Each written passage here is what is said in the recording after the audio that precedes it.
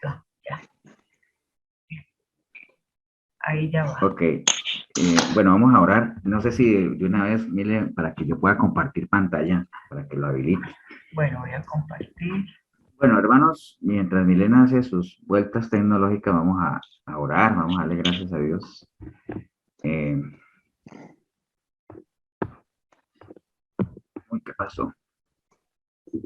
Vamos Se a está ver. compartiendo su pantalla, Milena, o no sé qué hizo.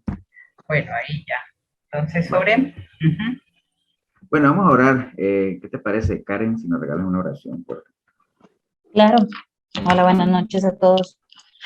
Gracias Dios por permitirnos una noche más estar acá, Señor Padre Celestial.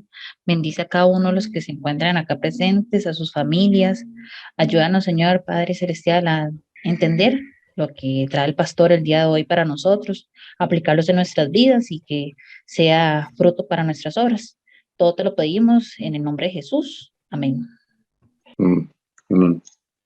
Amén.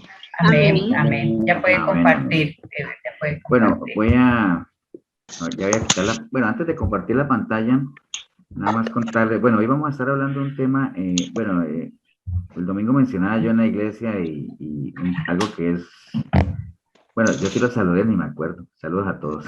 No, no, no. Entonces se acelere. ¿Se acuerda que les compartía a los que estuvieron el domingo, los que vieron la prédica de la noticia del chico aquel que mataron el otro domingo? ¿Se acuerdan todos? Bueno, eso es una noticia nacional y todo eso. Yo me estaba acordando que el sábado pasado que estaba en la feria me encontré una señora. Bueno, yo soy malísimo para las caras, ¿no? Los conozco a todos ustedes porque los veo cada 8 días, pero soy malo para las caras. Me encontré una señora y me dice, hola, ¿cómo le va? ¿Qué es de su esposa? Y yo digo, yo pues siguiéndole la conversa, no, ahí bien. Ni sabía con quién estaba hablando. Entonces se puso a hablarme del chico aquel que mataron. Y bueno, obviamente hablando de maravillas del muchacho, que era muy buen muchacho. O sea, yo no dudo que no lo sea, ¿no? Porque pues obviamente no lo conozco. Pero obviamente lo que se dice de él es que era muy religioso, que era misionero, que era, bueno, que era de todo, ¿no? Entonces, a veces surgen preguntas que uno se las hace y que todavía no tiene respuesta, ¿no? Entonces, ¿qué hace un muchacho de esos donde estaba? Bueno, ¿me entienden? Todas esas cosas. Entonces, y nos puede pasar a cualquiera, ¿no? O sea, a veces hay gente que no en vano dice la palabra que hay caminos que al hombre le parecen que son de bien, pero resulta que al final son caminos de muerte, ¿no? Entonces, qué bueno es uno, y es la recomendación del Señor siempre en estar uno examinando, ¿no? Examinando su camino. Y sobre todo sabiendo si realmente uno es lo que uno cree que es, ¿no? O sea, yo les contaba también que en la empresa donde yo trabajo una vez hicieron un ejercicio de que uno mencionara cuáles son las fortalezas que uno cree que tiene y después se entrevistara uno con la gente y uno le preguntara qué opinan ellos de uno, para saber si las fortalezas que la otra gente dice que uno tiene son las mismas que uno cree que uno tiene, porque eso te da una idea de qué tanto uno está proyectando lo que uno dice que es, ¿no? O sea, a veces uno dice que es cristiano y será lo que la demás gente está viendo, no sabemos. Que si uno es justo, ¿será que es lo que la demás gente ve? No lo sabemos. O sea, por eso es que el Señor, antes de enviar a sus discípulos, les preguntó quién dice la gente que soy y quién dicen ustedes que soy, justo porque él ya estaba muy pronto a irse y ellos eran los que iban a quedar con toda la responsabilidad. Entonces, qué importante es que uno esté claro realmente el concepto que tiene de aquel a quien representa para que la otra persona se vaya tranquilo, ¿no? Yo creo que eso es como cuando un jefe se va a ir de la empresa y se va tranquilo porque todos los empleados saben exactamente qué es lo que a él le gusta que se hagan las cosas, cómo a él le gusta que se hagan, entonces se va uno tranquilo, a cualquiera nos ha pasado eso, ¿no? Entonces voy a compartirle la pantalla para que empecemos a hablar algo relacionado con eso, ¿no? Entonces ustedes me avisan si la ven. Sí, sí se ve. Sí, señor. Bueno, vamos a estar hablando de eso, ¿no?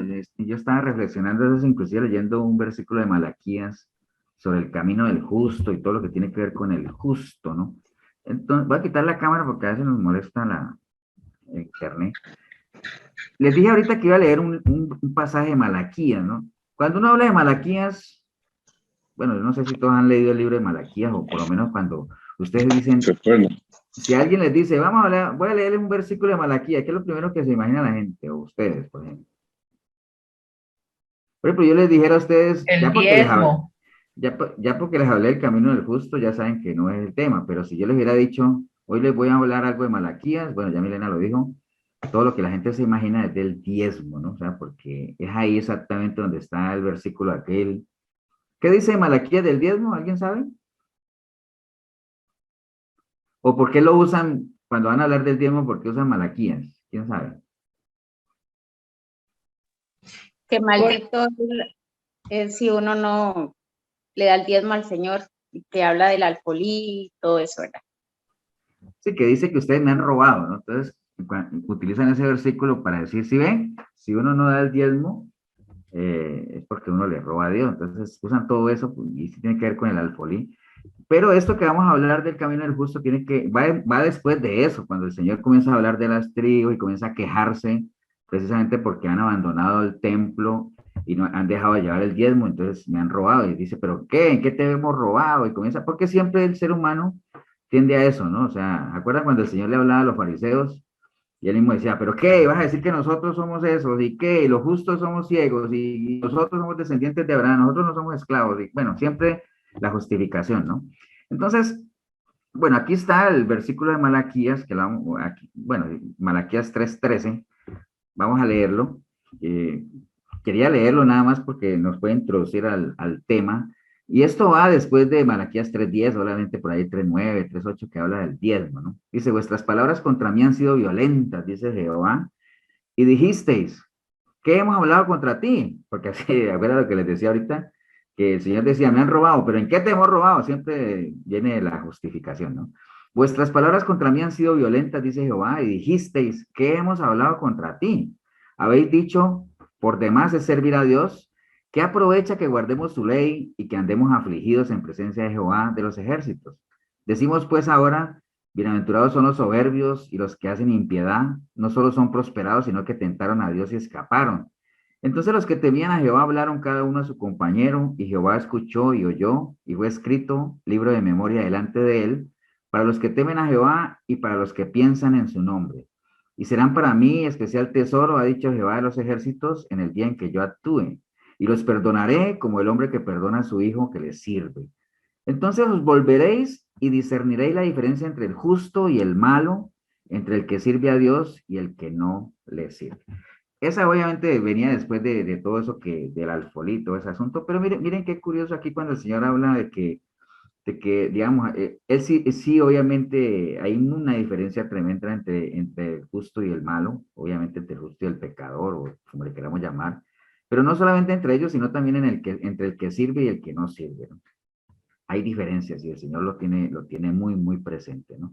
Hoy vamos a estar hablando sobre todo en esa parte del justo y el no justo, el justo y el pecador, y cuál deberían ser las características del justo para uno asegurarse de que realmente uno lo es, y cómo debería ser la senda de uno que dice que es justo, o sea, muy ligado a lo que les contaba yo ahora del muchacho, aquel que pues todo el mundo lo tiene como justo, yo no tengo por qué dudar que no lo sea, no sé.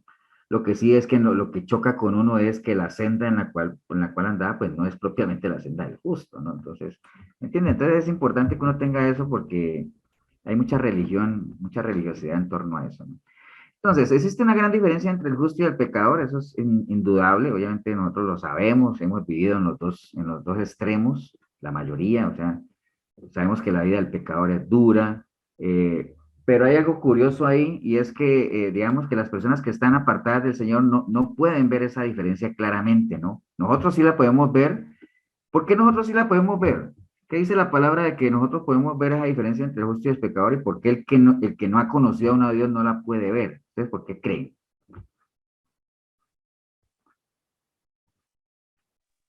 Porque no tiene uno, criatura. ¿Perdón? Porque no tiene la nueva criatura. Porque no tiene la nueva criatura. Sí. porque ya uno pastor, y ya estaba en los dos lados. Entonces ya uno conoce Si uno ha estado en los lo dos que es lados, vivir ¿uno sin qué Dios. es? ¿Uno qué es, Davis? ¿Perdón? Pensando en los estados espirituales del hombre, si uno ya estuvo en los dos lados, ¿En qué estado debería estar uno para uno decir, yo sí lo puedo ver, porque yo ya estuve ahí, ¿no? Ah, en estado espiritual, Sí, porque esa es la palabra que el espiritual todo lo juzga, todo lo ¿no? justo. Sí. Entonces, sí, obviamente el que no ha conocido a Dios no puede ver esa diferencia claramente y es entendible, ¿cierto? Ahora, lo triste aquí es que también hay muchos cristianos, que por lo menos uno dándole el beneficio de la duda, que son cristianos que tampoco pueden ver esa diferencia muy clara, ¿no? Y no pueden, digamos, de una manera certera entender a qué se refiere la justicia de Dios y muchas veces los juicios de Dios pues los tornan como incomprensibles, ¿no? Y acuérdate que hay un principio que dice que si uno conoce a la persona, pues uno conoce sus obras, uno sabe por qué hace lo que hace, ¿no? Entonces, hay mucha gente que sí, que obviamente que es cristiana, o por lo menos se dice que es cristiana, o que es justa, ligado al tema que estamos hablando hoy, que no pueden entender realmente la forma en la que Dios actúa y la justicia de Dios, ¿no? O sea, pero bueno, lo que sí nos tiene que quedar completamente claro es que Dios es un Dios justo, así duele a quien le duele, guste a quien no le guste, o guste a quien le guste, y que Él va, como dice lo que leímos en Malaquías, al final va a dar su recompensa a cada uno de acuerdo a lo que cada uno haya hecho, ¿no? Y va a ser una diferencia, digamos, entre lo que, primeramente entre el justo y el pecador, por un lado, obviamente sabemos cuál es esa diferencia, y ya dentro de los justos, aquel que sirve y no sirve también, pues va a tener su diferencia, ¿no? Entonces, bueno, ahí venía la pregunta, ¿por qué los que no han conocido a Dios no pueden ver la diferencia? Bueno, porque no han nacido de nuevo, porque no hay una nueva criatura. Recuerde que la nueva criatura es la que puede ver a la vieja criatura, al injusto, porque no tiene una conciencia espiritual todavía y el espiritual, pues, es el único que puede juzgar todo porque ya estaba en los dos lados, ¿no? Ok, entonces, esto va muy ligado y no sé si ahorita que estábamos leyendo este de Malaquías, ¿de qué se acordaron ustedes cuando uno leía aquí? Decimos pues ahora, bienaventurados son los soberbios y los que hacen impiedad, que no solo son prosperados, sino que tentaron a Dios y escaparon. Entonces, es como una queja aquí, ¿no? Dice, ¿qué aprovecha que guardemos su ley, que andemos afligidos en presencia de Jehová de los ejércitos? Decimos pues, bienaventurados son los soberbios, los que hacen impiedad, que no solo son prosperados, sino que tentaron a Dios y escaparon. O sea, ¿de qué se acordaron qué han leído algo parecido a esto? De Asaf, De Salmo Asaf, 53. Salmo 7.3 que decía, wow, es que el impío cómo prospera, a mí de qué me sirve. Y después dijo él, por estar pendiente de todo eso, casi resbalo, ¿no?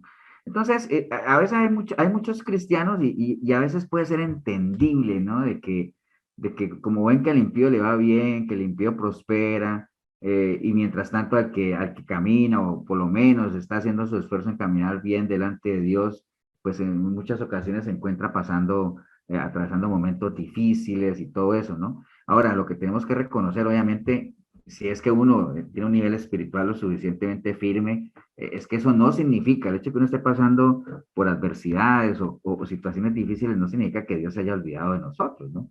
Ya nosotros sabemos que las pruebas tienen su objetivo, tienen su razón de ser, y también sabemos que así como Dios nos ha dado la prueba, también nos da la manera de salir de ellas, que también no nos somete a tentaciones o pruebas más difíciles de las que podamos resistir. O sea, todo eso lo sabemos. Y en la medida que sepamos todo eso, pues obviamente no nos sorprende, por un lado, y sabemos que la recompensa en Dios pues va a ser tremenda y que todo lo que Él haga pues es perfecto, como dice aquí, y que al final, como Él es nuestro buen pastor, pues nada nos faltará. Entonces, eso es algo que tenemos que tener claro.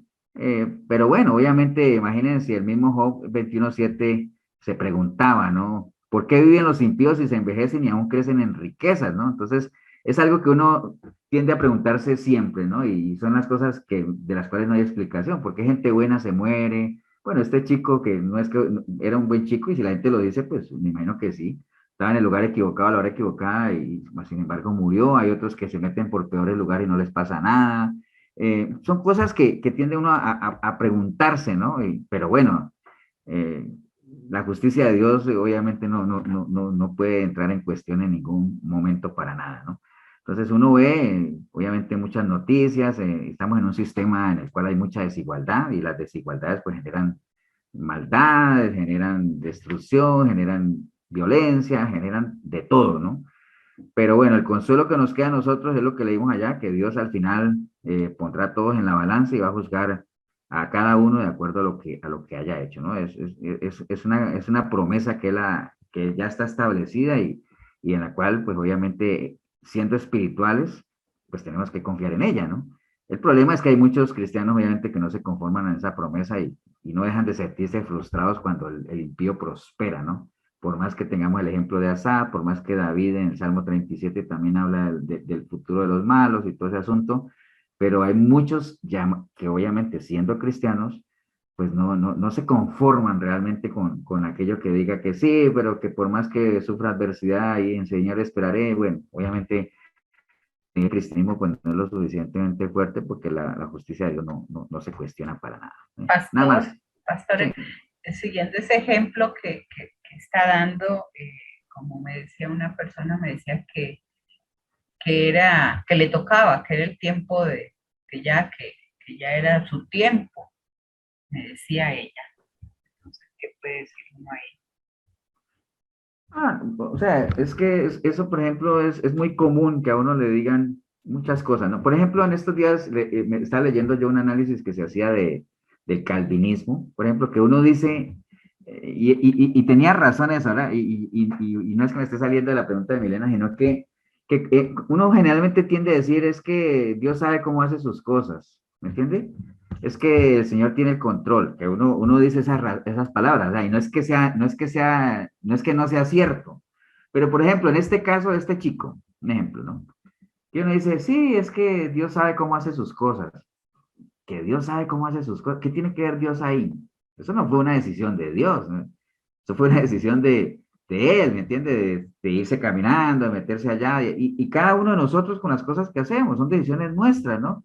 Y cuando las cosas no salen como uno quisiera, dice, es que Dios sabe cómo hace las cosas. ¿Cómo que Dios sabe? Entonces, cuando uno tiene ese tipo de pensamiento de echarle toda la responsabilidad a Dios, de que Dios es el que decide, pues eso es un pensamiento calvinista, ¿no? Porque ¿qué dice lo que dicen los calvinistas? Que el hombre no decide nada, que Dios es el que decide todo, ¿cierto? Entonces uno sin querer queriendo está siendo calvinista, si es que uno dice, es que Dios es el que decide, Dios sabe cómo hace las cosas. Ahora en el caso de Milena, que le decía a la señora, es que al que le toca, no, al que le toca no le toca, o sea, ¿me entiende? Uno a veces se busca, uno acelera su muerte a veces, ¿no? Pastor, Sí, señor. nada más para aportar del tema que ustedes están hablando. A mí también en trabajando me dijo una señora que, bueno, igual el mismo discurso, que era un muchacho muy lleno de Dios, muy religioso, muy aquí, muy asá. Y lo que me dijo la señora es que ese muchacho, al ser tan lleno de Dios, él pensó que iba a pasar por ahí y no le iba a pasar nada. Nah. ¿Ustedes qué creen que eso sea cierto? Que él se sentía tan confiado en Dios que dijo, me voy a meter por ahí, no me pasa nada. Yo no creo. Sí, Yo pero esa no, es la religiosidad no que sé, hay. esa es la religiosidad. Y lo mismo lo que decían a mí, no, es que a él ya le tocaba el tiempo. ¿Cómo que le tocaba el tiempo? Si era un muchacho de 19 años lleno de vida. Pero bueno, el caso es que es un ejemplo que lo estamos tomando porque sí, todo el mundo lo menciona como un justo, pero la senda en la que él andaba no era una senda del justo. No estamos juzgándolo ni criticando, bueno, sí estamos criticando, pero estamos tomando ese ejemplo, digámoslo así, de que no es que sea Dios el que sabe cómo hace las cosas. Obviamente Dios sabe cómo hacer las cosas, pero no podemos estarle achacando de que todo lo que sucede es porque es la voluntad de Dios. No, yo sé que la voluntad de Dios no era esa, ¿me entiende? Como la voluntad de Dios no es que la gente se pierda, la voluntad de Dios es que la gente se salve, pero al final es una decisión personal. Entonces, eso es algo, y lo que decía Milena, no es que le toca el tiempo, o sea, uno acelera muchas veces las cosas, ¿no? Entonces, aquí lo que nos tiene que quedar bien claro es que obviamente hay justos y hay injustos, y si uno dice que es justo, uno tiene que caminar conforme a lo que uno dice que es, ¿no? Un justo, ¿no? Ahora, ¿somos o no somos justos? Porque uno dice, sí, es que yo he sido justificado por la sangre de Cristo, está bien. Entonces, estás caminando como un justo, tienes las características de un justo, tu senda es la de un justo. ¿Conoces cómo debería ser la senda del justo? Bueno, eso es lo que uno tiene que tener absolutamente claro, ¿no? Y vamos a utilizar la Pastor, palabra, sí, ¿y será que pasan diciendo ahora toda la gente que son justos porque han escuchado que las personas que tal vez lo conocían decían que eran justos? Entonces ya como que se ha, ¿qué podríamos decir? Como vuelto popular en decir que era justo sin saber nosotros o sin haberlo conocido. Entonces también hay como esa reputación que se han dado por otras personas. Pues puede ser, yo por todo lo que se habla, yo no dudo que no era un muchacho malo, no era un pandillero, era, pues él le gustaba ir con su familia a evangelizar a los guidos, ¿me entiendes? O sea, yo no dudo que fuera un muchacho bueno, yo escucho a la familia y sé que la familia está tranquila y todo eso, y que solo uno dice, bueno, solo Dios podría darles ese consuelo que les da, por más que sean católicos y lo que sea, ¿me entiendes? Pero lo que a uno le choca, en lo que le choca a uno en el concepto es, y yo todavía sigo preguntándome eso, y a veces le pregunto a mi esposa y comentamos en familia, es, no entiendo yo todavía por qué hizo ese recorrido ese muchacho desde por allá desde donde estaba hasta donde lo mataron, a esa hora. No entiendo, ¿me entiendes? Yo hay cosas que no entiendo y que no se mencionan y ya nadie las explicó y ya se quedaron ahí. Lo que se queda es lo que conviene saber, pues que sí, que era un buen muchacho y que y que era un justo, digámoslo así, por usar un lenguaje de lo que estamos hablando ahora. Pero precisamente lo que queremos ahorita en nosotros, que tenemos la información y que, como lo decía David ahora, como ya uno estuvo en los dos barrios, uno puede, el espiritual todo lo juzga, es no solamente conformémonos con saber o con decir que somos justos, sino tengamos las características de lo que es un justo y caminemos por la senda donde debería caminar un justo. Entonces, no hagamos cosas que parezcan malas, pero que sean buenas, ni hagamos cosas buenas que parezcan malas, ¿no? Entonces, ese es el tema a donde deberíamos llegar y vamos a utilizar la palabra para que nos ayude con eso. Entonces, básicamente hay mucho contraste entre lo que es un hombre justo y obviamente lo que es un hombre malo, ¿no? O sea, o lo que es un hombre pecador. Recuerde que hay un dicho que dice, dime con quién andas y te diré quién eres, ¿cierto? Uno podría decir también, dime cuál es tu camino y te diré qué clase de caminante eres, ¿no? O sea, si a mí me dicen alguien, no es que por lo general mis caminos son montañas, senderos y todo eso, bueno, parece que tú eres ¿cómo le llaman a esos que hacen senderismo y todo ese asunto, ¿no? Dime con quién andas y te diré quién eres, o dime quién eres y te diré con quién andas, dime por dónde caminas y te diré qué clase de caminante eres, ¿no? Entonces, si nosotros decimos que somos justos, ¿cómo debería ser nuestra senda? ¿O cuál debería ser nuestra senda? Justa. Recta. íntegra. ¿Recta? ¿O cómo se le llama la Biblia a la... Es que si le... ¿Cómo debería ser la senda del justo? Ya les dije la respuesta. Si somos justos, ¿cómo debería ser nuestra senda? Pues la senda del justo, ¿cierto? Que así es que la habla la Biblia, ¿no? Y habla de la senda del justo. Entonces, así debería ser, ¿no? Eso es como que yo les dijera, ¿de qué color es el caballo blanco de Napoleón? Pues blanco, ¿no? Porque ahí lo está diciendo. Entonces, si somos justos, ¿cómo debería ser nuestra senda? Pues como es la senda del justo. Ahora, el tema aquí no es decir, pastor, pero qué respuesta tan tonta. No, es que el tema no es la respuesta, sino es, ¿sabemos nosotros cuál es esa característica de esa senda? Bueno, ahí vamos a hablar. El Salmo 1, los que tengan Biblia, pues busquen el Salmo 1, vamos a estar ahí un ratito en el Salmo 1. El Salmo 1 se trata justamente de eso, ¿no? Porque el Salmo 1, en el Salmo 1 hay una parte que dice que Jehová conoce el camino de los justos, mas la senda de los malos perecerá, ¿no? Hay una parte donde dice ahí que es como termina el Salmo 1, el Salmo 1:6 dice, porque Jehová conoce el camino de los justos, mas la senda de los malos perecerá. Entonces, todo el Salmo 1 se trata de eso, es toda una explicación realmente de varias cosas, ¿no? De saber cuáles son las características del justo y cuáles son las características del que no es justo, para que uno sepa exactamente qué es, ¿no?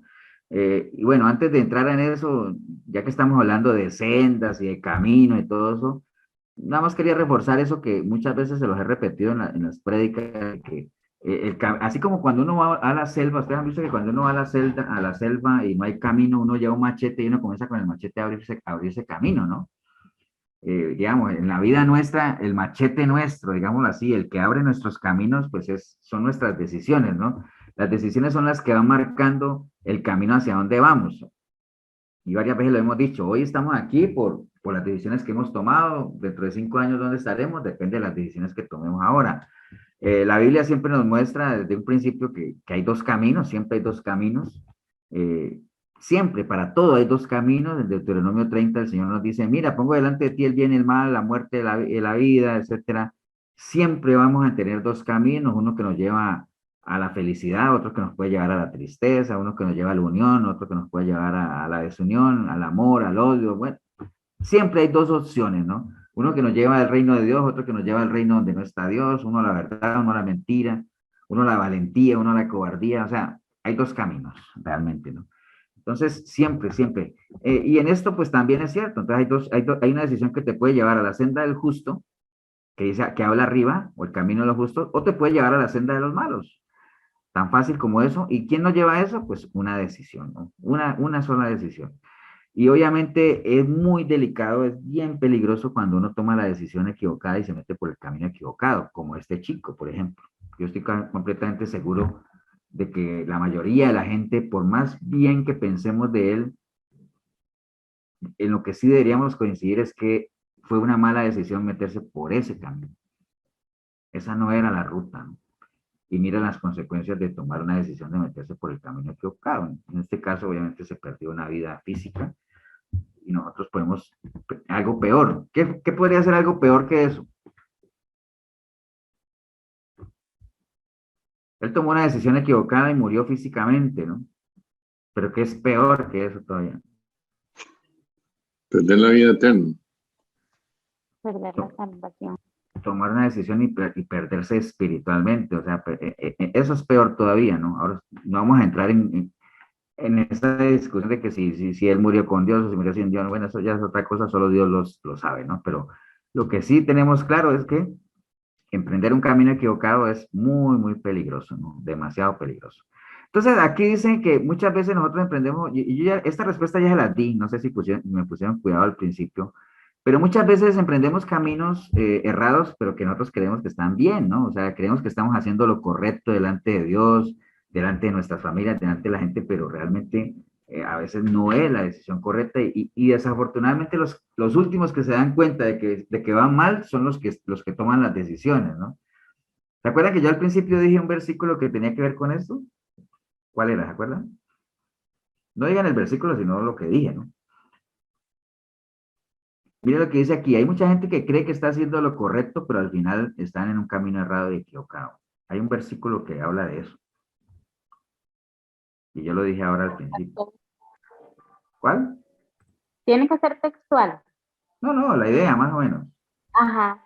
Que al hombre, hay caminos que al hombre le parecen caminos derechos, pero al final son de muerte. Correcto.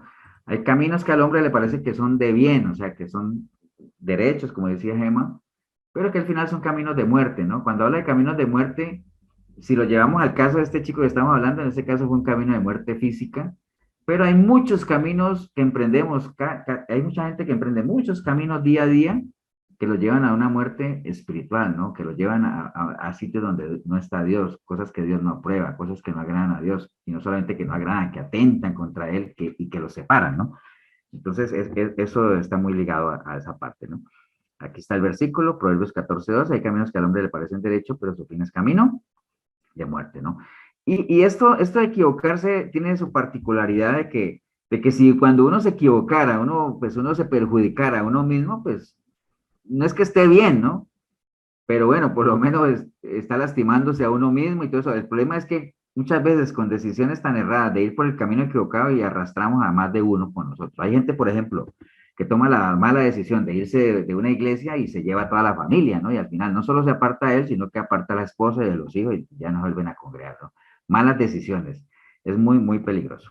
Entonces, el Salmo 1, este que está aquí, nada más contarles un poquito del Salmo 1. Es un salmo muy conocido, un salmo bastante conocido. ¿Ustedes saben quién escribió el Salmo 1? ¿Alguien sabe quién escribió el Salmo 1? Salomón. ¿Salomón? David. David. Salomón. Es anónimo. No se sabe, o sea, el Salmo 1 no se sabe quién lo escribió. Mucha gente dice lo que ustedes dijeron, David porque fue el que más escribió, Salomón porque fue el segundo que más escribió, y si uno hubiera dicho, David no, Salomón no, Asaf tampoco, bueno, entonces ahí sigue uno descartando todos los salmistas que uno conoce, pero realmente el Salmo 1 no se sabe quién lo escribió, tampoco algunas particularidades del Salmo 1, no es que esté al inicio del libro porque se haya escrito de primero, no tiene nada que, acuérdate que la Biblia no es un libro que tenga que llegar a esa secuencia cronológica, ¿no? El Salmo 1 no necesariamente fue el primero que se escribió. De hecho, el Salmo más antiguo, se dice, ¿no? El Salmo más antiguo, se dice que es el Salmo 90, porque contiene una oración de Moisés. Entonces, y guiados en esa oración de Moisés, pues obviamente se remonta casi que por allá en los años 1400 antes de Cristo, ¿no? Ese es el salmo más antiguo que se presume, precisamente de lo que habla. Y el último salmo, probablemente, porque te digo, todo esto son cosas que los historiadores recopilan y todo, probablemente el último salmo es el Salmo 137, que es el que habla de los ríos de Babilonia, ¿se acuerdan? Que fue escrito ahí junto a los ríos de Babilonia, entonces, por las fechas y todo eso, entonces se dice que ese probablemente fue el último salmo que se escribió, pero bueno, no es que el Salmo 1 haya sido el primero, no tiene nada que ver con eso, ¿no? Entonces, el Salmo 1 es cortito, pero tiene una riqueza tremenda, muy ligada a esto que estamos hablando de los justos y la senda del justo. Ahorita, primero vamos a hablar de lo que es la característica de una persona justa y de lo que no es una persona justa. Entonces vamos a ir recorriendo el Salmo 1, ¿no? El Salmo 1, la primera parte dice, bienaventurado el varón, ¿no? Bienaventurado el varón. Entonces, hay una verdad que nosotros no podemos cuestionar y que esa es la intencionalidad de Dios siempre, y es que obviamente el Señor anhela en su corazón que todos nosotros pues seamos felices y dichosos, ¿no? Que eso es lo que traduce la palabra bienaventurado, ¿no? Bienaventurado el varón, obviamente la mujer también, ese anhelo de felicidad o el que nosotros seamos dichosos y todo eso, pues es universal. ¿A qué se refiere con universal? Pues que prácticamente creería yo y ustedes, me imagino también que no hay persona en el mundo que no quiera ser feliz, ¿no? O sea, yo creo que es algo que uno anhela, ¿no? El tema no es que uno anhele ser feliz y la felicidad en sí, sino es de qué depende que nosotros seamos felices, ¿no? O sea, para muchos, la felicidad es la ausencia de todo sufrimiento y la posesión de todo lo deseado en circunstancias de bienestar. Entonces uno dice, eso para muchos, ¿no? Sí, una persona es feliz cuando no sufre por nada y además tiene posesiones o tiene recursos, lo que desea y lo que le permite vivir bien. Eso para muchos es la felicidad. Ahora, lo que pasa es que también uno conoce personas que tienen todo eso, o sea, uno no les ve sufrimiento para nada. Por ejemplo, pensemos en ese actor que era cómico. ¿Ustedes se acuerdan de Robin Williams? Un actor cómico que, Sí, claro. Sí. pues uno lo veía muy alegre. Es más, uno de solo verlo, uno decía que quisiera ser alegre como ese señor, que solo verlo se ve como muy fresco, muy alegre y muy chistoso. Dejó por ahí muchos pensamientos de optimismo y al final se suicidó. Entonces, hay personas que tienen mucho y no necesariamente por eso llegan a ser felices, ¿no? Entonces, si uno se ciñera por esa definición de felicidad en un sistema como el que estamos viviendo, qué difícil es entonces pensar en ser feliz, ¿no? O sea, ausencia de sufrimiento y tener lo que uno necesita. Ahorita con todo esto, el costo de la vida va por las nubes, y la gasolina, la violencia, lo que pasó con este chico, bueno, tantas cosas. Uno diría, ¿quién podría ser feliz en un sistema como el que nosotros vivimos? Afortunadamente nosotros no nos movemos bajo ese concepto de felicidad, ¿no? Porque la felicidad ligada a la bienaventuranza que está hablando el Señor ahí en el primer versículo que dice, bienaventurado todo varón, pues básicamente tiene que ver con tener una correcta y sana relación con el Señor y vivir apegado a sus mandamientos, ¿no? No es tanto ligado a felicidad o alegría, sino la bienaventuranza más ligada a lo que es el gozo. Salmo 4:7 dice, tú diste alegría a mi corazón mayor que la de ellos cuando abundaba su grano y su mosto. En paz me acostaré y así mismo dormiré porque solo tú, Jehová, me haces vivir confiado, ¿no? Entonces, la verdadera felicidad en qué está? En tener confianza en el Señor, ¿no? Entonces, de ahí en adelante, comienza a hablar de lo que es las características de un hombre justo, ¿no? Que vamos a ir repasando. Entonces, por ejemplo, dice, bienaventurado el varón que no anduvo en consejo de malos. Ya, Entonces, Ever, perdón, antes de eso, ya va a acabar, ya Paula está lista. ¿perdón? No sé, que Paula ya está lista porque ya casi acaba los minutos. Ah, bueno, entonces, no sé, ustedes me avisan si nos pasamos al link, al primero que le habíamos pasado ya para no seguir cortando, ¿no? ¿Nos pasamos entonces? Ajá, sí, señor. Bueno, entonces, De acuerdo. salgamos y nos pasamos para allá. Bueno, gracias. Bueno.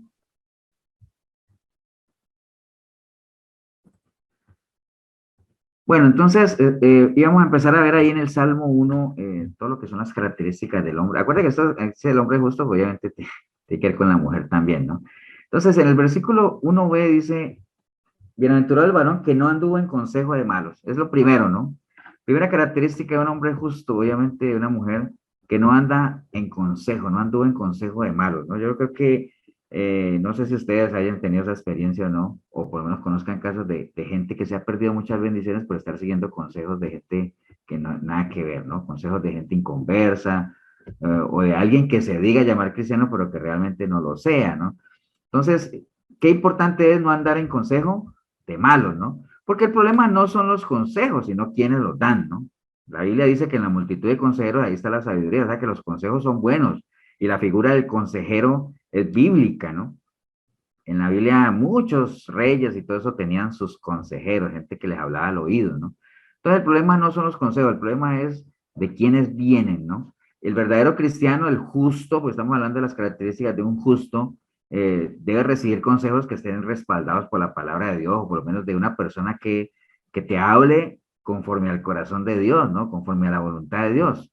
Porque acuerden que Proverbios 19:21 dice que muchos pensamientos hay en el corazón del hombre, más el consejo de Jehová es el que permanece, ¿no? Entonces, que alguien te dé un consejo, pero que sea como un consejo directamente del corazón de Dios y que esa persona sea solamente un canal, ¿no?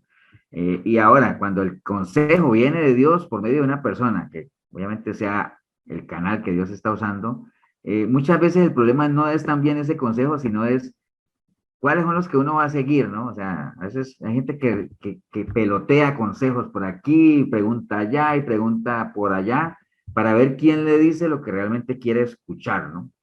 Porque así es, hay mucha gente que es así, ¿no? A mí hay gente que me ha preguntado cosas y después uno va y lo preguntan allá y preguntan acá y uno se da cuenta que andan preguntando por aquí y por allá. Entonces, básicamente ser selectivo, ¿no? Cuáles son de esos consejos, porque hay multitudes de consejos, cuáles son los que realmente vamos a seguir, ¿no? Y cuál es la decisión de cuáles seguir, aquellos que uno sepa que realmente están respaldados por la palabra, ¿no? Para eso es necesario, obviamente, elegir de quién nos estamos rodeando. Entonces, primero que no anduvo en consejo de malos, es primera característica de un hombre justo, ¿no? ¿Qué más? Después dice que no anduvo en camino de pecadores, ¿no? Ni anduvo en camino de pecadores, ¿no? Hay muchas personas que se dicen que son cristianos y quieren tener la bendición de Dios sobre sus vidas, pero no quieren apartarse de caminos que sabemos que no son caminos de un justo, ¿no? Son caminos de pecadores. Entonces, es una falacia pretender querer tener la bendición de Dios cuando realmente uno no quiere apartarse de malos. ¿Acuerdan lo que decía el Señor ayer? Era, no sé si era primera o segunda de Crónicas 7:14, cuando hablaba, decía que si se humillara el pueblo que invoca mi nombre y se apartaren de sus malos caminos, ¿se acuerdan? Y se apartaren de sus malos caminos, entonces yo iré, ¿no? Entonces, es clave que esa gente se aparte de sus malos caminos si es que quieren por lo menos ser candidatos. Y digo que es candidato porque el hecho de que se aparten del mal camino no les garantiza ya la bendición del Señor. Hay que apartarse del mal camino y comenzar a andar por el buen camino. Entonces, hay que apartarse. Quieren seguir viviendo como si no fueran cristianos, o sea, son cristianos, pero quieren seguir viviendo como si no fueran cristianos, ¿no? Se dice que son justos, pero quieren seguir viviendo como si no fueran justos, ¿no? Entonces andan caminos que no deben andar, es importante eso. Quieren la bendición de Dios solamente porque van a una iglesia. Mire, esto sí es algo que hace mucho daño, ¿no? Hay gente que cree que porque va a una iglesia un domingo, una horita, y justo una hora en la que ni cuidado ponen, y ya con eso la hicieron, ya son cristianos, ¿no? O sea, realmente porque cualquier pecador puede ir a una iglesia católica, lo que sea, o puede ir o cuántos pecadores no van a las iglesias cristianas y están ahí, y eso no les garantiza, obviamente, ser justos, ¿no? Entonces, no andan en camino de pecadores, no hagan lo que los demás hacen. Entonces, aquí hay una pregunta: si el corazón de una persona de esta no está cerca de Dios, ¿de quién está cerca entonces? Si el corazón de una persona no está cerca de Dios, ¿de quién está cerca? Sí, del diablo. Sí, pero más amplio, digámoslo, porque acuérdense que el diablo es uno solo.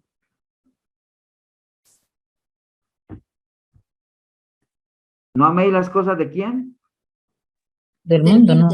Del mundo. Entonces, si el corazón no está cerca de Dios, ¿de quién está cerca? Del mundo. Y ahí en el mundo, pues obviamente está Satanás, están los demonios, está todo lo que tiene que ver esas huestes, ¿no? Entonces, por eso es que hoy en día es normal ver gente que se dice que es cristiana, pues que van a discotecas, que van a bares, que toman licor, que toman cerveza, que toman, bueno, toman de todo, ¿no? Ahora cualquiera podrá decir, pastor, pero la Biblia no dice que no se pueda tomar una cerveza. No, pero ya, acuérdate que son puertas que se van abriendo, una cerveza, después son 2 cervezas, 3 cervezas, 4, ya te vuelves un borracho, ¿no? Entonces, no se puede ignorar lo que dice Santiago 4:4, almas adúlteras, ¿no sabéis que la amistad del mundo se constituye en enemistad con Dios? Cualquiera pues que quiera ser amigo del mundo se constituye en enemigo de Dios, ¿no? ¿Qué más dice el Salmo 1? Dice, ni en silla de escarnecedores se ha sentado. ¿Se acuerdan qué es un encarnecedor? ¿Se acuerdan qué significa ese Como un concepto? burlador con tinte de discriminación. Sí, un escarnecedor es alguien que se burla, digamos, es un burlador, pero que esa burla ya es con un toque de humillación, como humillar a la otra persona, ¿no? Entonces, ese es un escarnecedor. Por general, hay gente que encarnece las cosas de Dios, que se burla de las cosas de Dios. Y hay mucha gente ahí que se dice que es cristiana, que se dice que son justos, y muchas veces, si les toca escoger entre las cosas de Dios y esos encarnecedores, a veces se inclinan más por sus amistades encarnecedoras que las cosas de Dios. ¿Por qué? Porque está en juego la popularidad, está en juego la diversión, entonces no lo dudan, digamos, en inclinarse hacia allá, pero si usted les pregunta el concepto, pues son personas justas, son personas cristianas, pasa lo de Jonás, ¿no? Soy un hebreo temeroso de Dios, pero estoy huyendo de él, ¿no? Entonces, hay que tener mucho cuidado en eso. Ni en silla encarnecedores se ha sentado, hay que tener mucho cuidado con quién nos rodeamos. Según de Timoteo 2:11 dice, palabra fiel es esta, si somos muertos con él, también viviremos con él, si sufrimos, también reinaremos con él. Si le negamos, él también nos negará. Si fuéramos infieles, él permanece fiel porque él no puede negarse a sí mismo, ¿no? Entonces, hay que tener mucho cuidado de no estarnos sentando en silla de encarnecedores, ¿no? ¿Qué más dice el Salmo 1? Después dice el versículo 2, sino que en la ley de Jehová está su delicia y en su ley medita de día y noche. Acuérdense, estamos viendo las características de una persona justa, ¿no? Ya vimos que esa persona, ¿qué pasa? No anduvo en consejo de malos, ni tampoco anduvo en camino de pecadores, no se sienta en silla de encarnecedores, sino, o sea, eso no, sino que esto es lo que debería hacer, sino que en la ley de Jehová está su delicia y en su ley medita de día y de noche. Está su delicia, ¿no? Deleite, el deleitarse.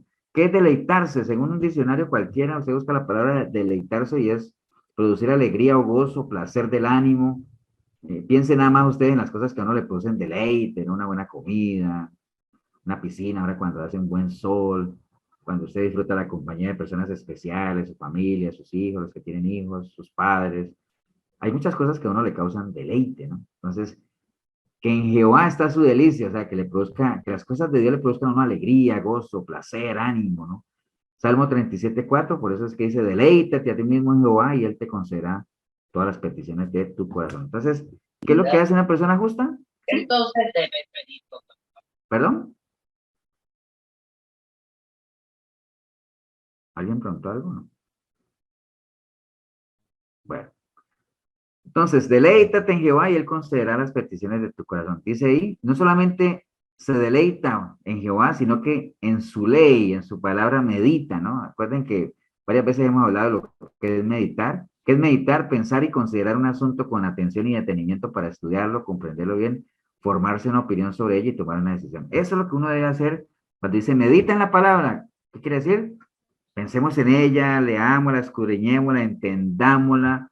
¿Para qué? Para comprender, por medio de ese entendimiento nosotros tengamos una opinión concreta de lo que la palabra nos está diciendo y con base en esa opinión, pues poder tomar una decisión, ¿no? Que ahí es donde nosotros tenemos que llegar.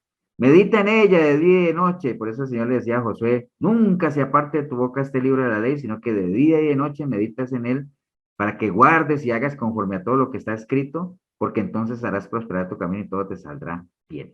Entonces, mire, hasta ahí está el versículo 2, habla el Salmo 1 de lo que es las características de un justo, ¿no? Ya las vimos, ¿no? Y ahora, ¿qué pasa si uno tiene esas características y uno las cumple? Pues viene a ver cómo va a ser, ¿no? Entonces, ¿cuáles son las características de un justo? El versículo 3 dice, será como árbol plantado junto a corrientes de aguas, ¿no? ¿Qué simboliza el agua en la palabra? Ya les di la respuesta. ¿Qué simboliza el agua? La palabra.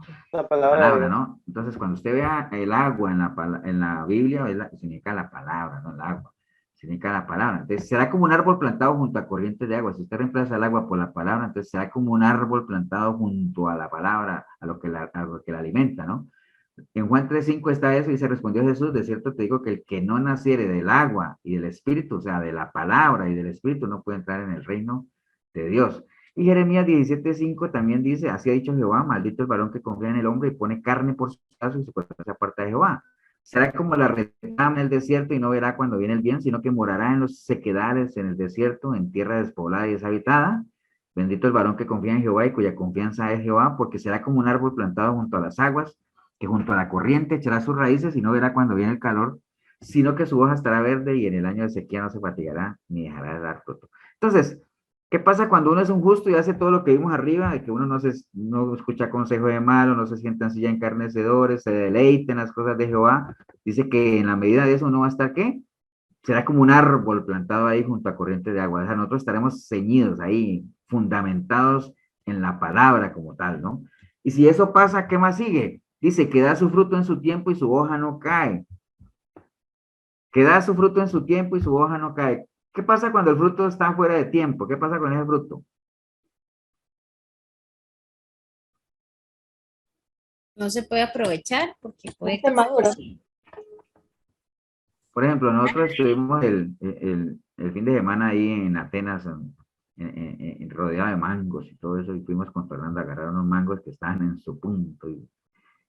Pero sí, de seguro hay muchos de esos mangos que ya están fuera de tiempo y se caen solos, ¿no? Y cuando caen al suelo, pues al final se echan a perder, ¿no? O sea, no se disfrutan. Bueno, habrán algunos sabes que la disfruten, pero el objetivo general del fruto, pues se echa a perder, ¿no? Entonces, un fruto fuera de tiempo, ¿qué pasa?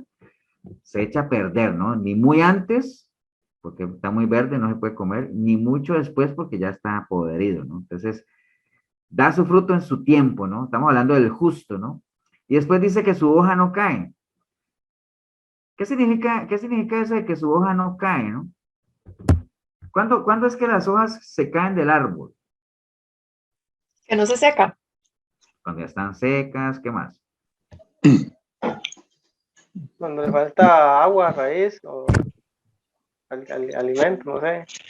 Digamos, por ahí va, David, cuando le falta, si a una planta le falta agua, alimento y las raíces no son fuertes, ¿qué pasa con esa planta? Seca. Se seca. Se seca, y cuando se seca, Su hoja se Muere. cae. se cae, ¿no? Se cae, o sea, se dobla, usted ve, a veces, por ejemplo, a veces uno tiene una planta sembrada en una maceta y la planta se dobla, por un lado y uno le echa tierra y la sostiene, le ponemos un palo en el centro, la amarramos y todo eso, pero a veces es como forzando porque no se puede sostener sola. Entonces, ¿qué pasa con ese fruto cuando está fuera de tiempo? Se echa a perder. ¿Y qué pasa cuando dice que su hoja no cae? ¿En qué momento caen las hojas de los árboles? Obviamente cuando se marchitan, cuando no tienen fuerza, cuando ya están secas, cuando ya cumplieron su, bueno, cuando ya no son útiles, digámoslo así. Generalmente las hojas de los árboles caen ya para ser arrastradas por el viento o para ser holladas, ¿entienden? Entonces, cuando habla de que estamos hablando del justo, ¿no? No solamente va a ser plantado junto a corrientes de agua, entendiendo que el agua es la palabra, sino que habla de que su hoja no cae, ¿no? O sea, su hoja no cae, o sea, su hoja no se marchita, se mantiene todo tiempo en los árboles. Imaginen que los árboles, las hojas siempre permanecieran frescas, vitales, o sea, que las sequías no les afectaran para nada, nunca caerían, ¿no? ¿Me entienden? Entonces el árbol mantendría verde todo el tiempo, entonces, pero así, de esa manera va a ser la vida del justo, ¿no? El que esté arraigado en Dios, en su palabra, va a ser como si fuera ese árbol, que su hoja nunca va a caer, siempre va a mantener reluciente, fresco, con energía, vital, ¿no? Así es que se debe mantener el justo, ¿no? Después dice el versículo 13, dice, y todo lo que hace, prosperará, ¿no?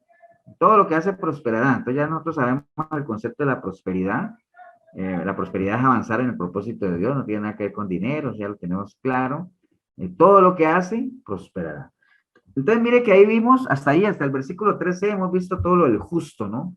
El Salmo 1 ya nos dijo cuáles son las características de un justo. No anda en consejo de malos, no anda en camino de pecadores, no se sienta en silla de encarnecedores, entendiendo que un encarnecedor es un burlador, en este caso de las cosas de Dios, con tintes de humillación, sino que más bien se deleita en la ley de Jehová y medita en ella de día y de noche. Entonces, como se deleita en Dios y medita en la palabra, es como un árbol plantado junto al agua, entendiendo que el agua es la palabra, y entonces da su fruto a su tiempo, y cuando alguien da un árbol, da fruto a su tiempo, pues el fruto se goza, se disfruta a plenitud, ¿no?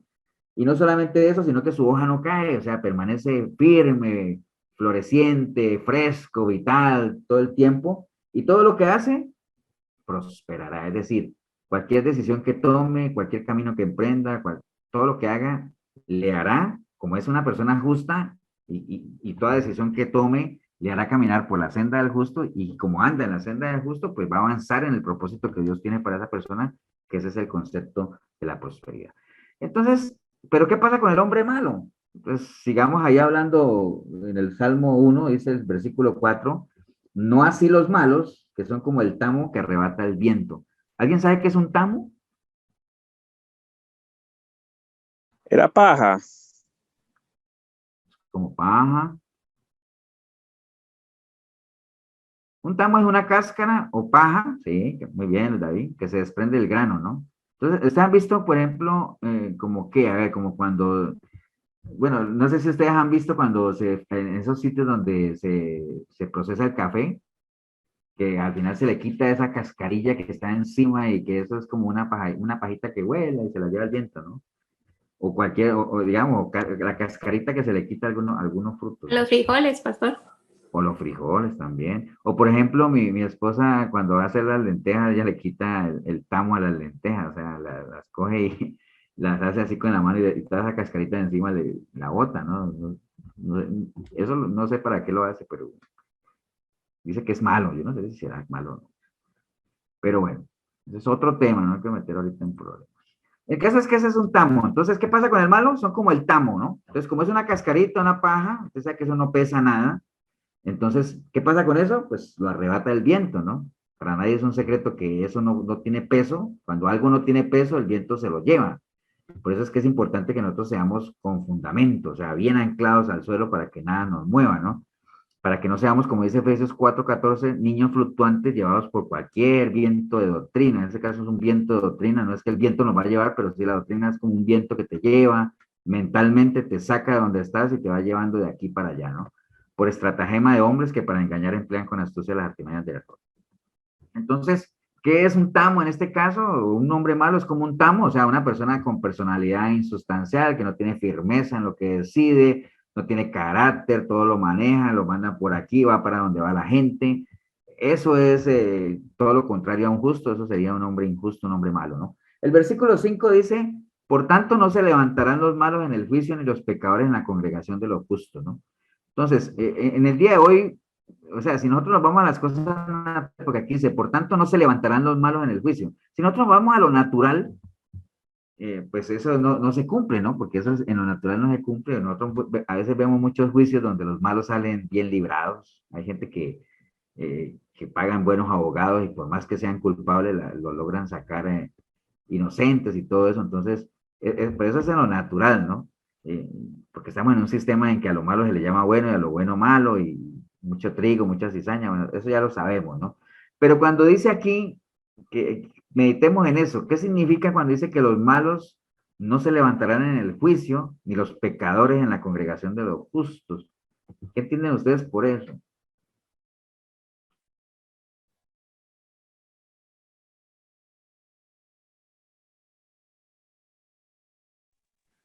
Que el Señor hará justicia. Puede ser, pastor, que no van a estar ahí presentes. O sea, pensemos en el juicio, ¿no? ¿Qué va a pasar en el juicio? O sea, o por ejemplo, eventos relacionados con el juicio. Cuando uno habla, uy, el juicio, el día del Señor, o sea, digamos, hablando de escatología, ¿no? ¿Qué eventos se nos vienen con Como eso? el arrebatamiento, ¿no? Puede ser el arrebatamiento, ¿no? Entonces, puede ser por ahí, ¿no? Cuando dice que los malos obviamente no se van a levantar en el día del juicio, ni los pecadores en la congregación de los justos. Cuando hablamos de la congregación de los justos, ¿qué se pueden imaginar ustedes de eso? O sea, pensando en los tiempos finales, ¿no?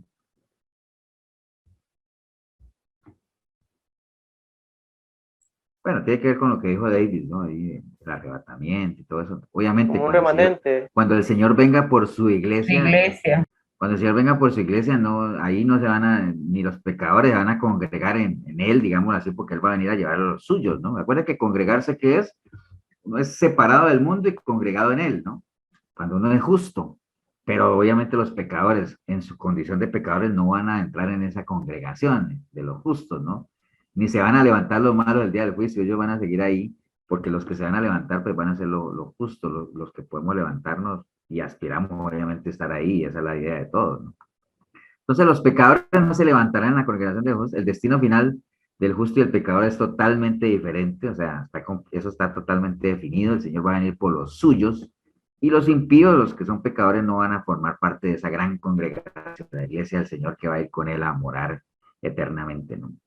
Entonces, eso va a pasar con el que no es justo, ¿no? Entonces, el versículo 6 dice, porque Jehová conoce el camino de los justos, mas la senda de los malos perecerá, ¿no? Entonces, hay todo un despliegue, hermanos, si uno le quisiera quedar más claro, nada más, no lo vamos a leer, pero en todo el Proverbios 10, para que usted lo busque ahí como tarea, si usted se lee Proverbios 10, eso es todo un despliegue de lo que es el justo y el que no es justo, ¿no? Y les voy a leer nada más algunos nada más pequeñitos, porque habla el Proverbio 10, el contraste entre el justo y el malvado, ¿no?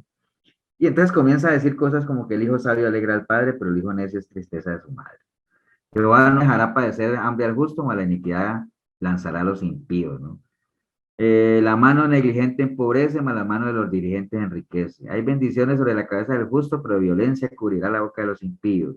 El que camina en integridad anda confiado, mas el que pervierte sus caminos será quebrantado. Pues mire, no queda duda de que los caminos son totalmente diferentes, ¿no?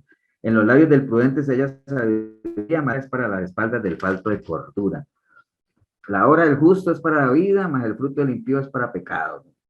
En las muchas palabras no falta el pecado, mas el que refrena sus labios es prudente. Los labios del justo apacientan a mucho, mas los necios mueren por falta de entendimiento. Y así hay muchos, voy a leer el último. Los labios del justo saben hablar lo que agrada, mas la boca de los impíos habla perversidades. Entonces, es muy diferente el camino del uno con el camino del otro, ¿no? Y lo que nos dice el verso 6 es que Jehová, Dios, conoce el camino de los justos, ¿no? Entonces, a Dios nadie lo puede engañar, obviamente, Dios no puede ser burlado. Pues uno no podría decir que es justo y anda por un camino que nada que ver, porque el Señor conoce cuál es el camino del justo y cuáles son las características de ese camino.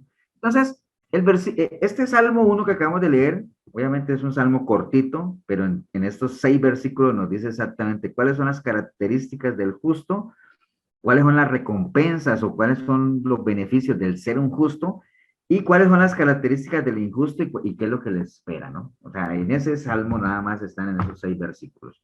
Entonces, en línea a todo eso hay un interés muy particular, obviamente, aunque el Señor no nos va a forzar porque esto no es cuestión de fuerza ni mucho menos, pero hay un interés muy particular del Señor de que nosotros andemos por la senda correcta, ¿verdad?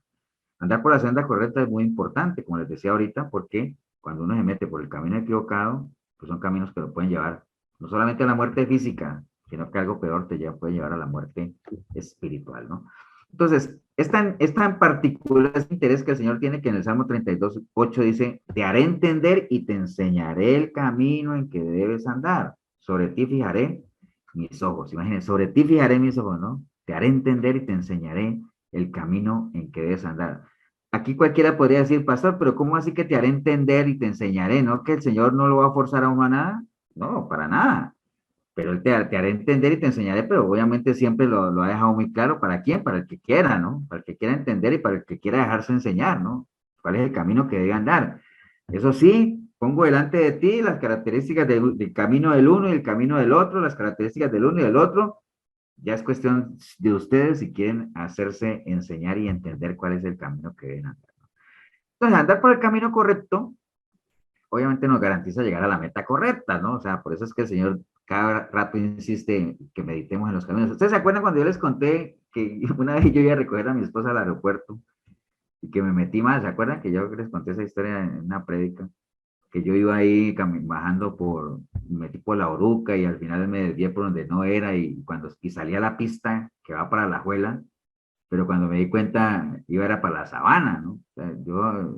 O sea, estaba en la ruta correcta, pero en la dirección equivocada. Entonces yo no iba a llegar al aeropuerto nunca, pero pude obviamente recomponer mi camino, obviamente porque vi señales, ¿no? Entonces, por eso es que, digamos, el consejo del Señor ahí en Jeremías 6:16, siempre hablando de esto de los caminos que son importantes, siempre nos dice, mediten en sus caminos. Ya nosotros vimos atrás que era meditar, ¿se acuerda? Era analizar algo con detenimiento para aprender de esa cosa y tomar una decisión.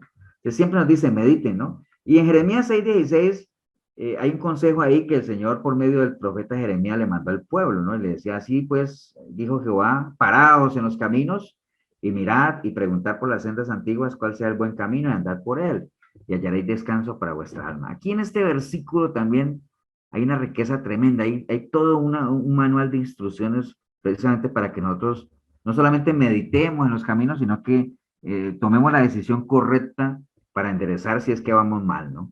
Y vamos a utilizar en este versículo también el ejemplo del hijo pródigo, de cómo el hijo pródigo hizo uso de este consejo que está en Jeremías 6:16, ¿no? Porque hoy, al igual que en esos tiempos es que estamos en los mismos tiempos de la antigüedad, ¿me acuerdas que varias veces lo hemos dicho? Uno dice, estamos en los tiempos de Jeremías. ¿Por qué? Porque hoy se hace necesario que uno haga un alto en el camino, estamos en un sistema muy acelerado y que uno atienda el consejo que Dios mandó al pueblo, ¿no?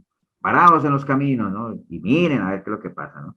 Entonces, es algo que el Señor le está pidiendo a su pueblo, a su iglesia, de que se detengan ahorita y revisen realmente la senda por la que están caminando y que retomen la senda que el Señor ya había establecido, ¿no? Y que se abandonen esas sendas nuevas que la gente ha decidido seguir de teologías modernas y de doctrinas modernas y que no tienen absolutamente nada que ver con la doctrina de la cruz y con la gente quiere meterse por sendas que lo lleven directamente a los beneficios de la cruz, pero no por el camino que te lleve a subirte a la cruz, que obviamente es el camino que el Señor nos mostró, ¿no? Entonces, atendiendo ese consejo que el Señor le dio a Jeremías, y lo primero que les dice es, paraos en los caminos, ¿no? Párense en los caminos. ¿Qué es pararse en los caminos? Bueno, detenerse, hacer un alto, hacer una pausa, ¿no? No sé si los que han ido a viaje largo, que a veces uno como que dice, ¿será que voy bien? ¿No? A mí me ha pasado a veces que, ¿cuándo fue? Creo que fue bueno, la primera vez que fuimos de Gema, que el primer sábado que salimos ya era de noche, ¿no? Y ponemos el Waze para que nos lleve a casa y resulta que el Waze me dice, cruce a la derecha y güey, yo no hágale caso al Waze y ahora vaya de por aquí, vaya de por allá, cuando digo, ¿será que vamos bien? Y el güey decía, no hay señal, no hay GPS y no sé cuándo nos llevarán. ¿Me entiendes? Entonces llega un momento en que uno dice, no, hagámonos en una orilla y pensemos, ¿no? O sea, organicémonos. Parados, ¿no? O sea, parados en los caminos, ¿no? O sea, hagamos una pausa, hagamos un alto para ver por dónde es que vamos, ¿no? ¿Qué significan los caminos aquí? O sea, los caminos tienen muchos significados. Por ejemplo, cuando uno le dice parados en los caminos, ¿no? Los caminos pueden ser las costumbres, la forma en la que hemos vivido, en qué estamos creyendo, ¿no? Cómo estamos viviendo, qué decisiones estamos tomando. Todo eso tiene que ver con los caminos, ¿no? Pararse en los caminos, detenerse, hacerse un alto, hacer una pausa, ¿no? La vida en la que nosotros estamos viviendo, vea, ya hoy es 12 de julio, ya dentro de 8 días estamos a puertas ya del 25 de julio, de la anexión de Guanacaste y se nos vino los bautizos que hablábamos hace tanto tiempo, ya se nos vino encima, se nos vino el Día de la Madre, bueno, todo, ¿no? Entonces la vida pasa con una velocidad tremenda y si hay algo que uno no hace es precisamente eso, ¿no? Detenerse, hacer un alto, una pausa, ¿dónde estamos? ¿Por qué yo estoy yéndome hacia ese lado? O sea, porque es realmente hacia allá donde yo quiero ir. ¿Es eso que estoy persiguiendo realmente lo que yo anhelo? ¿Hace parte de mis propósitos de vida, de mis proyectos? Es necesario cada vez más hacer ese alto, ¿no? Paraos en los caminos. Y fue lo que el Señor le mandó al pueblo a decir, hey, ustedes van mal, párense en los caminos, hagan un alto, o sea, deténganse, hagan eso, ¿no? Parados en los caminos, ¿no? Entonces, vivimos tan ocupados, obviamente, que es lo que menos hacemos, ¿no? Proverbios 4:26 dice, examina la senda de tus pies y todos sus caminos sean rectos, no te desvíes ni a la izquierda ni a la derecha, aparta tu pie del mal. Entonces, este primer pedacito que dice parados en los caminos, vamos a utilizar la historia del hijo pródigo, todos la conocemos, ¿no? El hijo pródigo recibió su parte, se fue a tierra lejana, malgastó todo, y obviamente después tuvo que ir a apacentar cerdos. Estando ahí, hubo un momento en que dice la palabra que volviendo en sí, o sea, como quien dice volviendo en sí, es esto que está aquí, parados en los caminos, o sea, como que él dijo, bueno, hizo un alto, una pausa en lo que estaba haciendo, y comenzó a analizar o a pensar en por qué estaba ahí, ¿no? Parados en los caminos, ¿no? Es un consejo que nosotros tenemos que atender, ¿no? Ahora, lo segundo que le dijo es, y mirad, ¿no? paraos en los caminos y mirad. Mirad es mucho más que echar un vistazo, ¿no? Mirad es observar, es cuestionarse, es meditar sobre el fin de cada camino. Todo eso tiene que ver con mirar, ¿no? Hay mucha gente que ve, pero hay poca gente que mira, ¿no? Mira, acuerdan lo que hablábamos de oír y escuchar, también tiene que ver con ver y mirar, ¿no? A veces uno está viendo así hacia el horizonte y está viendo uno tantas cosas, pero a la larga no está mirando nada, ¿no? Porque no está viendo nada con detalle, ¿no? Entonces, en este caso, cuando dice deténganse, hagas un alto y miren, analicen, observen, cuestionense con ojos de entendimiento, ¿no? ¿Cuáles son las causas por las cuales yo estoy donde estoy y cuáles son las consecuencias de no estar donde debería estar? Como en algún momento debía haberlo hecho el rey David cuando estaba allá en el palacio, ¿no? Haz un alto, detente y mira en qué estás ahí. ¿Estás donde deberías estar? Obviamente no lo hizo, ¿no? Y por eso le pasó lo que le pasó. Entonces el hijo pródigo, cuando volvió en sí, se paró en sus caminos y volviendo en sí, cuando dijo, wow, pero es que entonces, a ver, volviendo en sí, él dijo, en la casa de mi padre los jornaleros tienen mejor comida que yo y están en mejores situaciones que yo. Entonces analizó la situación, ¿no? Se cuestionó el hijo pródigo y entonces ahí va ese segundo paso, ¿no? Hizo un alto y miró y se cuestionó, ¿no? Y el tercer paso es preguntar por las sendas antiguas.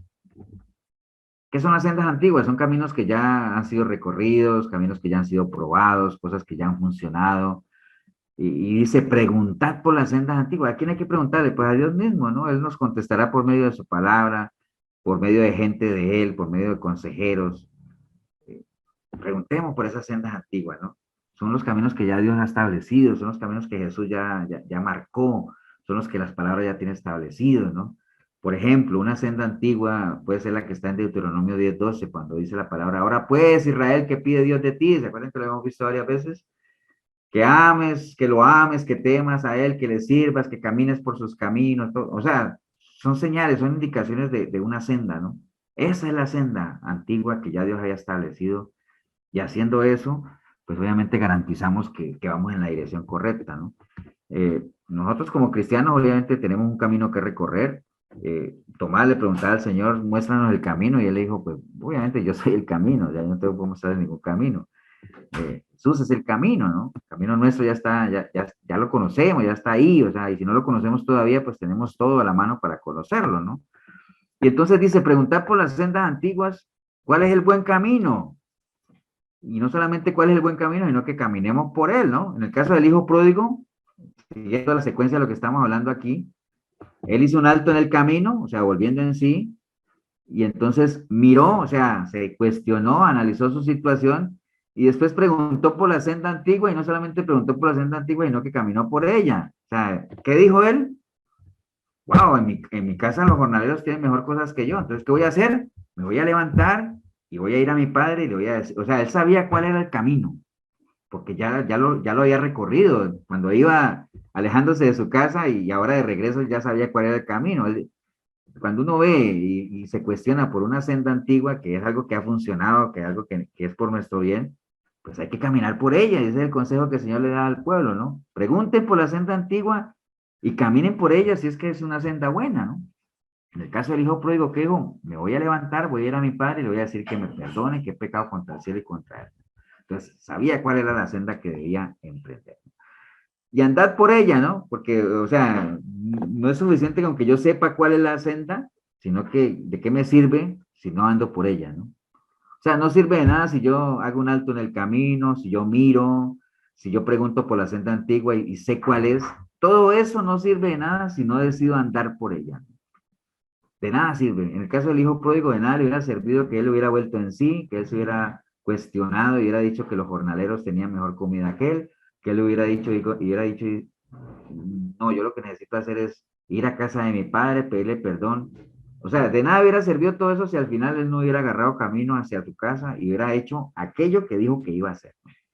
Hay mucha gente que dice que profesa conocer a Dios, pero con los hechos lo niegan, ¿no? Ustedes con su boca me proclaman, decía el Señor, pero su corazón está lejos, ¿no? Lejos de mí.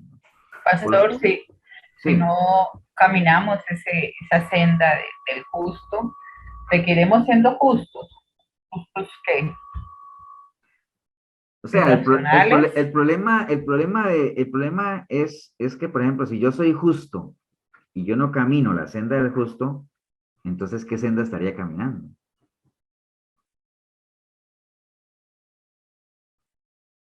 O sea, que no sería una característica del justo. Por ejemplo, si yo soy un justo, ¿cierto? Yo digo, yo soy justo, pastor, porque yo le entregué mi vida al Señor y yo le pedí perdón, está bien. Pero si yo no estoy caminando la senda del justo, es porque estoy caminando ¿qué senda? Del injusto. La senda del injusto, ¿cierto? Entonces, ustedes podrían preguntar, y uno podría preguntarse y decir, pastor, pero por más que esté caminando la senda del injusto, pero si él es justo, bueno, hay algo que no calza, ¿no? Entonces, dándole el beneficio de la duda, digamos que sea un cristiano, pongámoslo así, digamos que sea un cristiano que le ha entregado su vida a Cristo, pero sigue andando en lo suyo, ¿no? En camino lo que hablamos ahora, en silla de encarnecedores, en camino de malos y en todo eso. Entonces uno diría, ¿será que el Señor caminará con esa persona aunque esté andando por un camino donde sabemos que Dios no está? Porque acuerden que Dios, Él es fiel a Él, ¿no? Y él no va a andar en un camino en el cual Él desaprueba, ¿no? ¿Sí me entiendes? Eso es como que alguien se mete, un predicador se mete, alguien que diga, es que yo estoy predicando y voy a ir a predicar un nightclub, por ejemplo. ¿Será que Dios estará con él ahí? O sea, ¿me entiendes? O sea, no es la senda del justo. Entonces, eh, pondría en duda su justicia, o sea, pondría en duda que realmente sea un justo, ¿no? O sea, ¿sí me entiende, Emilio? O sea, Sí, no debería... porque volviendo al Salmo 1.6, que termina ese salmo, entonces realmente Dios cuida a los justos, pero los malvados se encaminan al fracaso, o sea, ellos mismos buscan el fracaso, no es que Dios, sino que si estamos con Dios justos, él tal vez nos cuide, pero el malvado realmente busca todos esos caminos, ese fracaso. Por ejemplo, lo que decía, bueno, no me acuerdo, bueno, lo que decía Pablito ahorita, ¿no? Que una señora le había dicho que el muchacho, lo que pasa es que él confiaba, hablando del muchacho, no lo hemos dejado tranquilo, que él decía, no, es que como yo soy un hijo de Dios, entonces el Señor me va a proteger allá donde se va a ir a meter. O sea, y entonces porque le pasó, pues, le tendríamos que echar la culpa a Dios, entonces porque no lo protegió. O sea, si Dios no se mueve ahí, o sea, ahí, ¿me entiendes? Hay tierras que, por eso es que el Señor le decía a Moisés, quítate las sandalias, porque la tierra que estás pisando es tierra santa. O sea, hay tierra que es santa, hay tierra que realmente el Señor está ahí, pero hay tierra en la que el Señor no va a estar ahí. O sea, hay sitios donde el Señor no está, hay una vereda. Y por eso habla ahí, hace la separación entre la senda del justo y la que no es del justo. Y por eso dice que el Señor conoce el camino del justo, pero la senda de los malos, que también la conoce el Señor, obviamente, porque Él conoce todo, pero es una senda en la que la persona va a perecer, ¿no? ¿Por qué? No necesariamente físicamente, sino espiritualmente. ¿Por qué? Porque el Señor no está ahí. ¿Entiendes? Es una senda donde Dios no está y el hecho de que Dios no esté, pues eso significa ya perecer o separación de Él, ¿no? Entonces, no tiene cabida, digamos, lo que un justo, que se diga que es justo, camine por una senda del injusto. No tiene, o sea, pondría en duda su justicia o que haya sido justificado realmente, ¿no? Que es el problema que muchos padecen, ¿no? Muchos que obviamente uno dice, soy cristiano, sí, soy cristiano, pero ando en una senda que no es la de Dios, son caminos que no son de Dios, ¿no? También va Pastor, asociado, pastora, que el sabio ve el peligro y se aparta. También, sí. O sea, obviamente, y por eso es que uno dice, pastor, pero hay gente que a lo mejor anda por una senda que no es y ni cuenta se da, o sea, porque a veces el último que se da cuenta que anda mal es el mismo que anda mal. Por eso es que dice, busquen a Jehová en todos sus caminos. Entonces, si va a llegar un momento en que uno está en un camino, y si uno busca a Dios y no lo encuentra es porque Él no está ahí, entonces clame a Él y Él enderezará tu senda. ¿Qué quiere decir? Te va a llevar de esa senda a otra en la que Él sí está. ¿Me entiendes? Porque hay sendas en las que... Pastor. Sí. Y algo que usted ahí, bueno, estaba más atrás que decía que no porque el camino sea antiguo es el correcto. Que ponía usted el ejemplo de Caín y Abel, ¿verdad? Sí, se me fue de pronto comentarles eso, era como por avanzar. Sí, que no, por eso es que él dice, y mire lo que él dice, ¿no? Busquen la senda antigua y si hay algo, y si es buena, anden en ella, ¿no? porque no necesariamente todas las sendas antiguas son buenas, ¿no? Porque era lo que dice Gema, el camino recorrido por Caín y Abel, ambos eran antiguos, ¿no? Son caminos recorridos, pero uno era bueno y el otro no. Entonces hay que preguntar por la senda antigua y si es buena, caminar por ella, ¿no?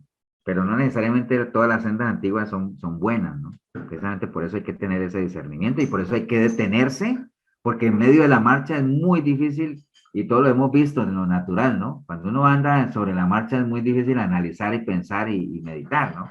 Uno tiene que hacer un alto y detenerse y respirar y darse su tiempo para analizar y pensar, ¿no? Pero sí, volviendo a lo que decía Milena, un justo, obviamente no tiene por qué andar en una senda que no es justa, ¿no? O sea, recuerden que la mujer del César no solamente tiene que ser buena, sino que tiene que aparentarlo, es un dicho que hay y tiene mucho que ver, ¿no? Entonces, sí, bueno, y siguiendo con esto, Pastor, andar por ella, ¿no? Sí, pastor, también en eso que usted dice, el camino del justo, por ejemplo, los fariseos se justificaban a ellos mismos y ante los hombres, pero ante Dios, persiguieron al Señor hasta matarlo, ¿verdad? Y más toda la corrupción y todo que tenían en el sistema religioso. correcto. Por ejemplo, en el caso de Saulo de Tarso, que él se decía que era un justo y celoso de las cosas de Dios, digámoslo por decir algo, poner un ejemplo, ¿no? Pero él, hasta que no tuvo su encuentro personal con el Señor y se generó una nueva criatura en él, que bueno, a veces uno dice, sí, la nueva criatura es Pablo y la vieja es Saulo, no, ya no, ¿se acuerdan que la vez pasada vimos que Saulo y Pablo era lo mismo, ¿no? O sea, es nombre en hebreo, otro nombre, obviamente en griego, romano, lo que sea, ¿no? Pero de todas formas se dio cuenta que la senda por la que él estaba caminando, los caminos por los que estaba yendo, no eran realmente de una persona como él que se creía justa, digámoslo así. En el momento que él tuvo su encuentro personal con el Señor, comenzó a andar por otros caminos diferentes, ¿no? A los que caminaba antes. Entonces así tiene que ser. Cuando uno tiene su encuentro personal con el Señor, las sendas tienen que cambiar, o sea, no puede ser que uno siga caminando por los mismos, por las mismas veredas, por los mismos senderos, ¿no? Por los mismos caminos, frecuentando los mismos lugares, hablando de la misma forma, vistiendo de la misma forma, bueno, tantas cosas, ¿no? Ahora, no quiere decir pues que una persona le entrega su vida al Señor y va a ser como ese programa, no sé si ustedes lo han visto, un programa que se llama No te lo pongas, ¿han visto ese programa? ¿Sí se lo han visto o no? O solo yo veo eso. Yo sí. Sí, sí.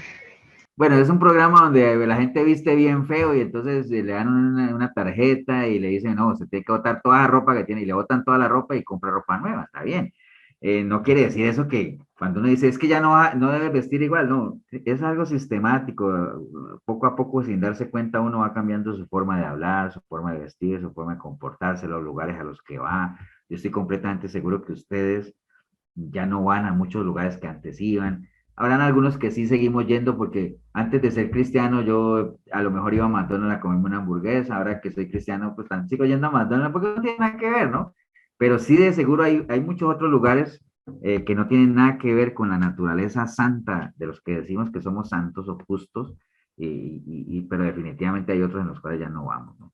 Entonces, bueno, entonces acuerden la recomendación al pueblo, ¿cuál era?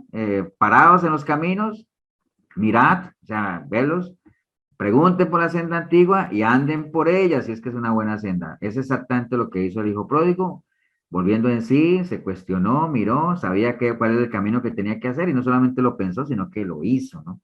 Entonces, eso es lo que hay que hacer, ¿no?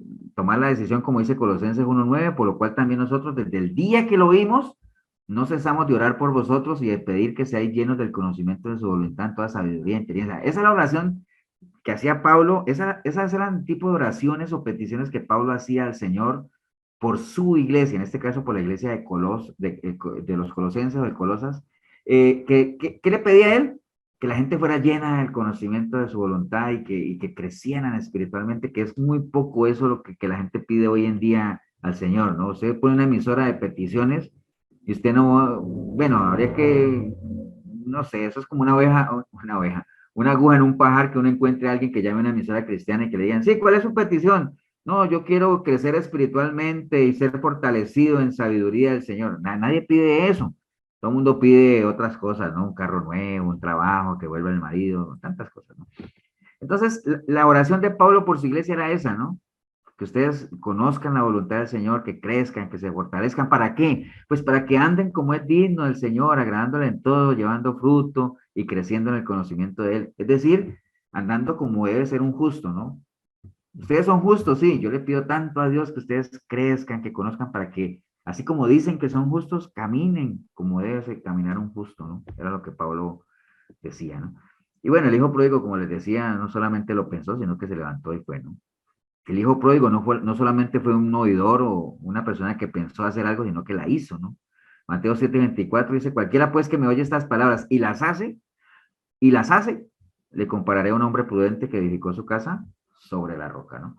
Entonces, ahí mismo en lo que estábamos leyendo en Jeremías, que dice, bueno, le decía al pueblo, deténganse, miren, busquen la senda antigua y caminen por ella. Y si hacen eso, hallaréis descanso para vuestra alma. Esa era la recompensa, ¿no? Hallaréis descanso para vuestra alma. O sea, imagínense, con solo que a uno le digan, ¿usted quiere hallar descanso para su alma? Sí. Bueno, dígame qué tengo que hacer. Como decía Pablo, ¿no? ¿Qué tengo que hacer, Señor? Dime qué hago. Pero eso solamente, obviamente, si uno vive en armonía con el Señor y si, lo que hablamos ahora al principio, ¿no? Si uno se deleita en Él, ¿no? Si uno se deleita en Él. Ahora, ¿qué pasó con estos injustos? Pues obviamente ellos dijeron, no vamos a andar por ahí, ¿no? O sea, no. Anden por la senda antigua, no, no vamos a andar ahí. Escuchen a los atalayas, no los vamos a escuchar. Entonces, ¿qué quiere decir eso? Pues no se arrepintieron, decidieron más bien escoger sus propios caminos y escuchar a sus propios consejeros, no se prepararon para la guerra y bueno, ya todos sabemos qué pasó. ¿Qué pasó ahí en Jeremías? Porque la gente dijo que no iban a andar y que no iban a escuchar. ¿Qué pasó con ellos? ¿Ustedes se acuerdan el final de esa historia? ¿Se acuerdan, no? El Señor mandó a Jeremías a decirle Fueron al pueblo, cautivos, hey, ¿perdón? fueron llevados cautivos Los llevados cautivos. ¿A dónde? a Babilonia, A Babilonia. ¿Por cuántos años? 70 años. 70 años, ¿no? Ok, está bien. Entonces, básicamente es eso, no escucharon las atalayas, entonces por cuanto, y también en Proverbios 1:28 dice, por cuanto no anduvieron en mis caminos y no escucharon nada, dice el Señor, entonces me llamarán y no voy a responder, me buscarán de mañana y no me hallarán, por tanto aborrecieron la sabiduría y no escogieron el temor de Jehová, ni siguieron mi consejo y menospreciaron toda represión mía, entonces comerán del fruto de su camino. ¿Cuál camino?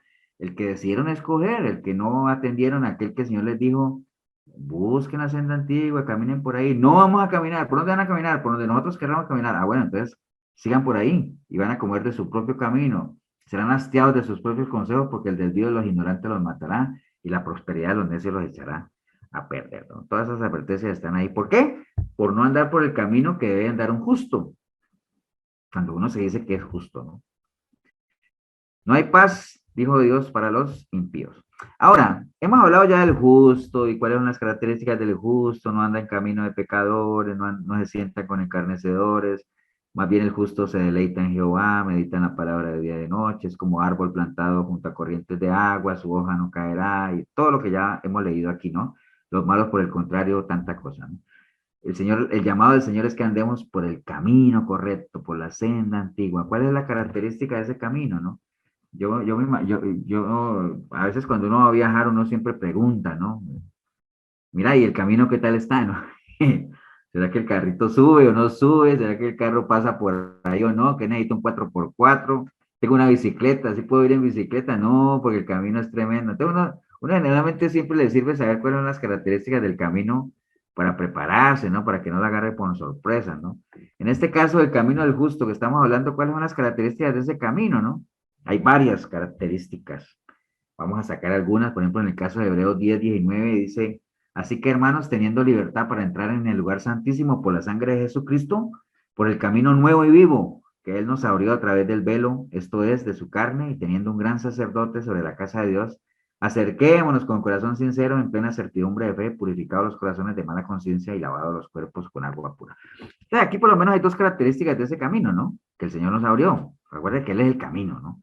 Pero ese camino dice que es un camino que nuevo y vivo, ¿no? Ahora, ¿por qué un camino nuevo? Pues obviamente pensemos en los caminos viejos, como decía Gema ahorita, no necesariamente toda la senda antigua, todos los caminos viejos son buenos, ¿no? La mayoría de los caminos viejos nuestros, si los vemos fuera del reino de Dios, antes de ser cristianos, ¿Qué trajeron a nuestra vida? ¿Qué cosas buenas trajeron a nuestra vida esos caminos viejos? Bueno, no cosas muy buenas, ¿no? Definitivamente a veces hay cosas en las cuales nos avergonzamos de esos caminos que tuvimos la oportunidad de recorrer cuando no estábamos en los caminos del Señor, ¿no? Pero obviamente después de haber entregado nuestra vida a Él, pues se abrió ante nosotros un camino nuevo, ¿no? Porque ese camino nuevo a la larga ya nos define un destino nuevo. Ahorita, antes de estar en los caminos del Señor, yo creo que la meta que nosotros teníamos era disfrutar la vida a lo máximo, ¿no? Vive la vida, y que le dicen a uno, viva la vida es corta, bueno, todas esas cosas, ¿no? Y después salió Ricky Martin con La vida loca y viva la vida loca, todo ese rollo, ¿no? Pero ya después de eso, ¿qué? Ya nosotros decimos, bueno, no, el objetivo nuestro no es ese, el objetivo nuestro es alcanzar la vida eterna. Ese es el objetivo, o sea, eso es es una nueva meta, es un nuevo objetivo, como decía Pablo, el supremo llamamiento, ¿no? Ese es ahora. Entonces, como tenemos una nueva meta, hay un nuevo camino, hay un nuevo recorrer, un nuevo propósito. Y sabemos que en ese camino, pues básicamente se trata de agradar al Señor en todo lo que hagamos en ese caminar, ¿no? Nuevos pensamientos, una nueva forma de ver, una nueva forma de caminar, renovados totalmente, ¿no? Entonces es un camino nuevo, definitivamente. Son cosas nuevas, son cosas que yo, por ejemplo, yo antes de estar en los caminos del Señor, si ustedes me preguntan, pastor, ¿y usted hace 20 años o 25 años, usted se imaginaba que iba a estar aquí dando un discipulado a un grupo de personas? Digo, "Oh, no, hombre, yo me imaginaba a esta hora martes, quién sabe haciendo qué. ¿Me entienden? Entonces, pero a uno le cambian los caminos, porque ¿qué es lo que a uno le cambian los caminos, hermanos? Obviamente, encuentro con el Señor, ¿qué? Las decisiones, ¿no? Y entregarle la vida al Señor es una decisión. Entonces, eso le cambia el camino a uno, definitivamente. Entonces, es un camino nuevo. Ahora, ¿por qué es un camino vivo? Porque estamos hablando de un Dios Vivo. Dios vivo. Imaginen cuántos años nosotros no anduvimos en camino de muertos. Y tal vez y muchas veces caminando en ese camino de muertos, porque nosotros éramos uno de tantos muertos, uno clamaba a Dios, ¿no? Dios, ¿por qué a mí, Dios? Y entonces a uno podría haberse le aparecido a aquellos ángeles que se le aparecieron a las mujeres, aquellas le dieron. ¿Y para qué clamas a Dios? ¿Por qué buscas al que vive entre los muertos? O sea, ¿ustedes se acuerdan de esa historia del endemoniado que vivía entre las sepulturas? ¿Se acuerdan? Y que gritaba y pedía ayuda y al final ¿quién le va a ayudar? Un muerto gritándole a muertos. O sea, ¿quién le va a ayudar? Si los muertos no oyen, los muertos no sienten, ¿entienden? Entonces, pero este camino no solamente es un camino nuevo, sino que es un camino vivo, ¿no? O sea, porque estamos hablando de un Dios vivo, ¿no? ¿Qué más? ¿Qué otras características tiene ese camino? Bueno, en Isaías 35:8 dice, y habrá allí calzada y camino, y será llamado camino de santidad. No pasará inmundo por él, sino que él mismo estará con ellos, y el que anduviese en ese camino, por torpe que sea, no se extraviará. Entonces, ¿es un camino de qué? De santidad, ¿no? Es un camino santo. La santidad es algo que muchos cristianos, bueno, imagínense, hay muchos cristianos que ni la entienden, ni la comprenden, mucho menos gente que está afuera, ¿no? Porque afuera uno le habla a la gente de ser santo y la gente se imagina quién sabe qué, ¿no? Porque hay muchos cristianos inclusive que creen que la santidad es una lista de las cosas que no hay que hacer, ¿no? ¿Usted está caminando en santidad? Sí, porque yo no hago esto, no hago aquello, no. Digo, eso no es caminar en santidad. ¿Qué sería eso? Cuando usted le pregunta a alguien, ¿usted camina en santidad? Y te dice, sí, porque yo ya no tomo, ya no veo, ya no eso puede sonar a Abstinencia. más bien abstinencia, sí. ¿Qué es la abstinencia? ¿Se acuerdan qué es abstenerse? Dejar de hacer algo que quiero hacer. Dejar de hacer algo que uno todavía quiere hacer, ¿no? Entonces, no, es que yo ya dejé de tomar, yo ya no tomo, pero ¿será que la gente en su mente desaprueba eso ya? Eso es lo contrario en camino de santidad, ¿no? La santidad no tiene nada que ver con una lista de cosas que no hay que hacer, la santidad tiene que ver con cosas que ya no se hacen porque uno es consciente que no van en línea en la naturaleza de lo que uno ya es, ¿no? ¿Y qué es lo que uno es? Una persona consagrada, reservada, apartada para Dios, ¿no? Entonces, ese camino que estamos llamados a recorrer, que ya vimos que es un camino, ¿qué dijimos acá? Nuevo, un camino vivo, es un camino santo, de santidad, porque obviamente es un camino apartado para el Dios, donde Él está ahí, y en la medida en que nosotros avancemos por ese camino, estamos congregados en Él, Y bueno, el tema de la santidad, como les decía, es un tema que mucha gente ni lo entiende ni lo comprende, porque es una doctrina completa, la doctrina de la santidad. ¿Quién es el que santifica? Bueno, Dios es el que santifica, pero obviamente es una responsabilidad de cada uno de nosotros santificarnos cada día más, ¿no? ¿Y qué santificarnos cada día más? Cada día más apartarnos de las cosas que no son de Dios para acercarnos más a las cosas que son de Dios. Recuerde que Jesús mismo, por más Dios que 100% Dios, pero era también 100% hombre, él decía, yo en la medida que pueda, bueno, así, parafraseando, me santifico, cada día me santifico más, o sea, cada día me separo más de las cosas del mundo. Entonces, no solamente es un camino nuevo, vivo, camino santo, sino que también dice Mateo 7:13 que es un camino, ¿qué? Angosto, ¿se acuerdan? ¿Se acuerdan qué significa un camino angosto?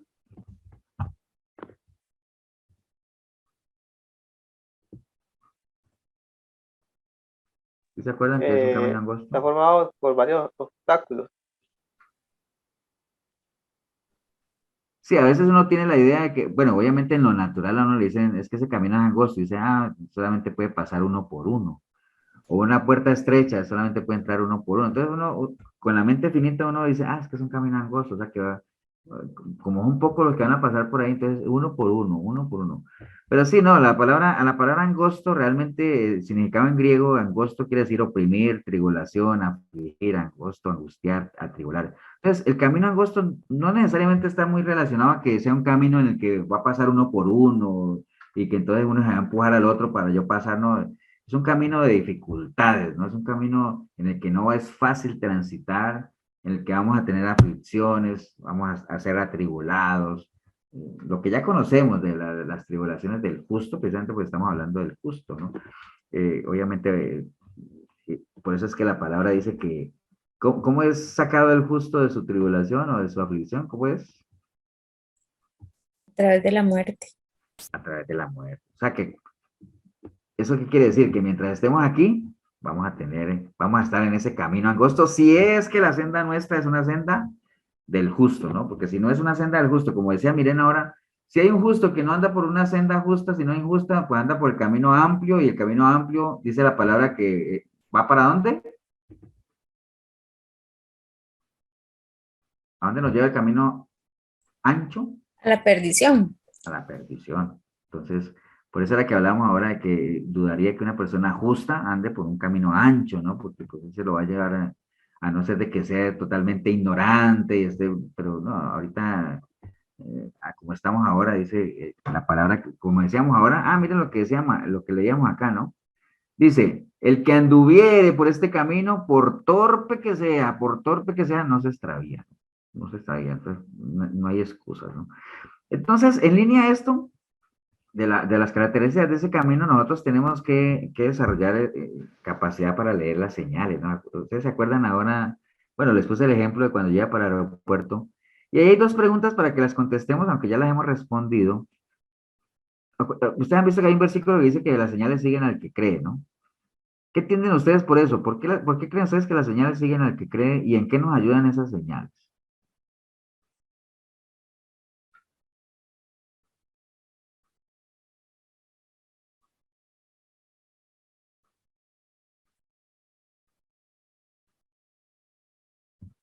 Escrito está, pastor. Gracias, Marquito. Pero ¿por qué? O sea, uno siempre dice, es que las señales seguirán al que cree. Bueno, está bien, sí, suena bonito y todo. Ahora, eso obviamente es contrario a lo que... ¿qué es lo que hace uno? Metámosle un poquito de neuronas a este asunto. La Biblia dice que las señales siguen al que cree, ¿cierto? En el mundo, ¿cómo es el asunto? Hay aflicción.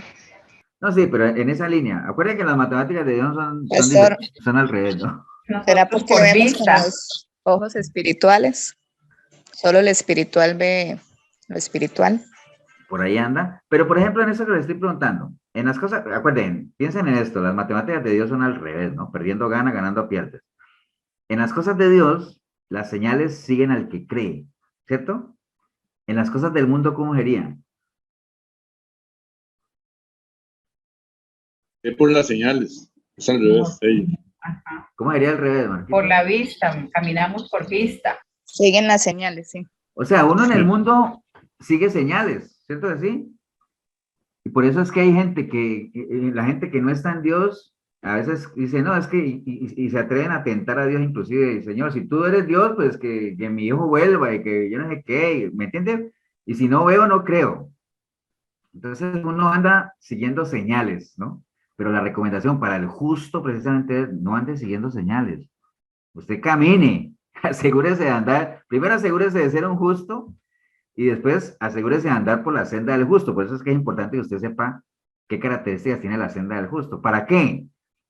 Porque en la medida en que usted vaya caminando, usted va a empezar a ver qué, Señal. Señales. señales, sin buscarlas, ¿no? Pero entonces, como uno sabe cuál es la característica de la senda del justo, entonces uno va a poder reconocer esas señales, ¿no? Ahora, ¿en qué qué nos ayuda a nosotros reconocer esas señales? ¿Qué es lo que dice ahí? ¿En qué nos ayudan, por ejemplo, el poder ver esas señales? En saber qué, Que vamos por el camino bueno. que vamos por el camino bueno. ¿Se acuerdan cuando yo les dije que salía ahí a la pista de la Juela y entonces yo sabía para dónde iba y entonces yo vi una señal que decía la sabana 1 kilómetro? Y dije, wow, entonces como yo supe identificar esa señal, dije, voy por el camino que no es.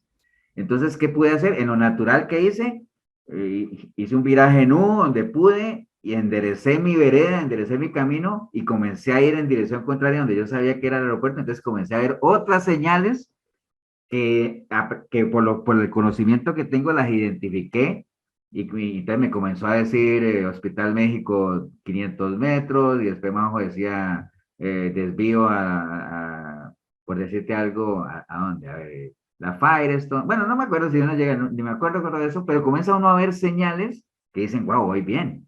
Entonces, yo no iba siguiendo las señales, yo ya tenía establecida mi meta de ir al aeropuerto, pero y comencé a avanzar hacia allá y a medida que yo avancé, pues las señales comenzaron a aparecer, ¿no?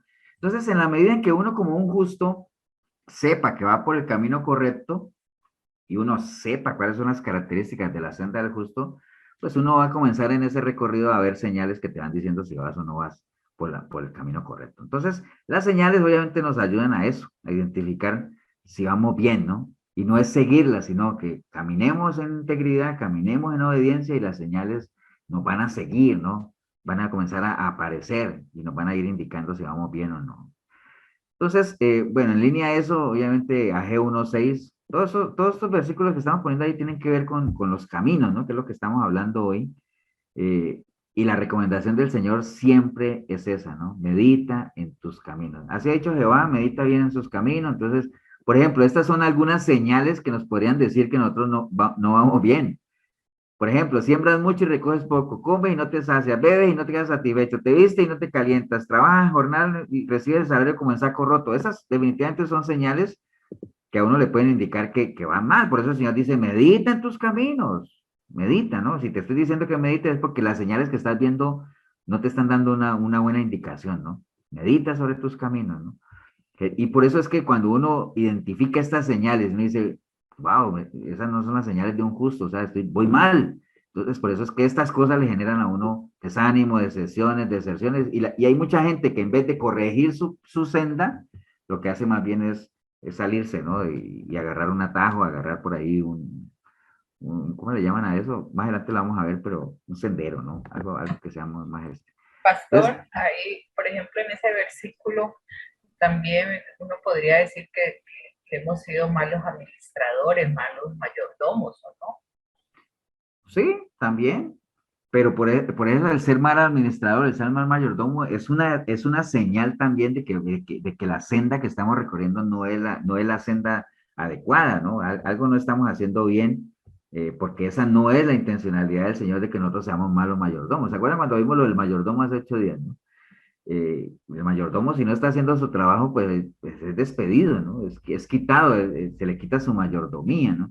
Entonces, todas estas señales que están aquí, digamos, más que todo en la parte, si uno siembra y no recoge, mala administración. Si uno come y no se sacia, es porque uno tiene un vacío ahí que realmente nada lo llena. Lo mismo de beber y no satisfacer, de vestirse y no calentarse, y eso de trabajar, pues también es una mala mayordomía. Pero definitivamente son señales que no tienen que ver con lo que uno como justo debería vivir. Ahora, no quiero decir yo que uno esté Ah, pastor, ¿y cuáles son las señales? Que yo tenga opulencia, propiedades. No necesariamente eso, pero que tenga lo que necesito, ¿no? Que siempre recoja lo que debería recoger, que yo coma y me sienta bien, que beba y ya no sienta sed, que me vista y esté bien, caliente, y que trabaje y reciba lo mío y lo administre de una manera en que no esté a toda hora como un saco roto, ¿no? Esa debería ser las señales, ¿no?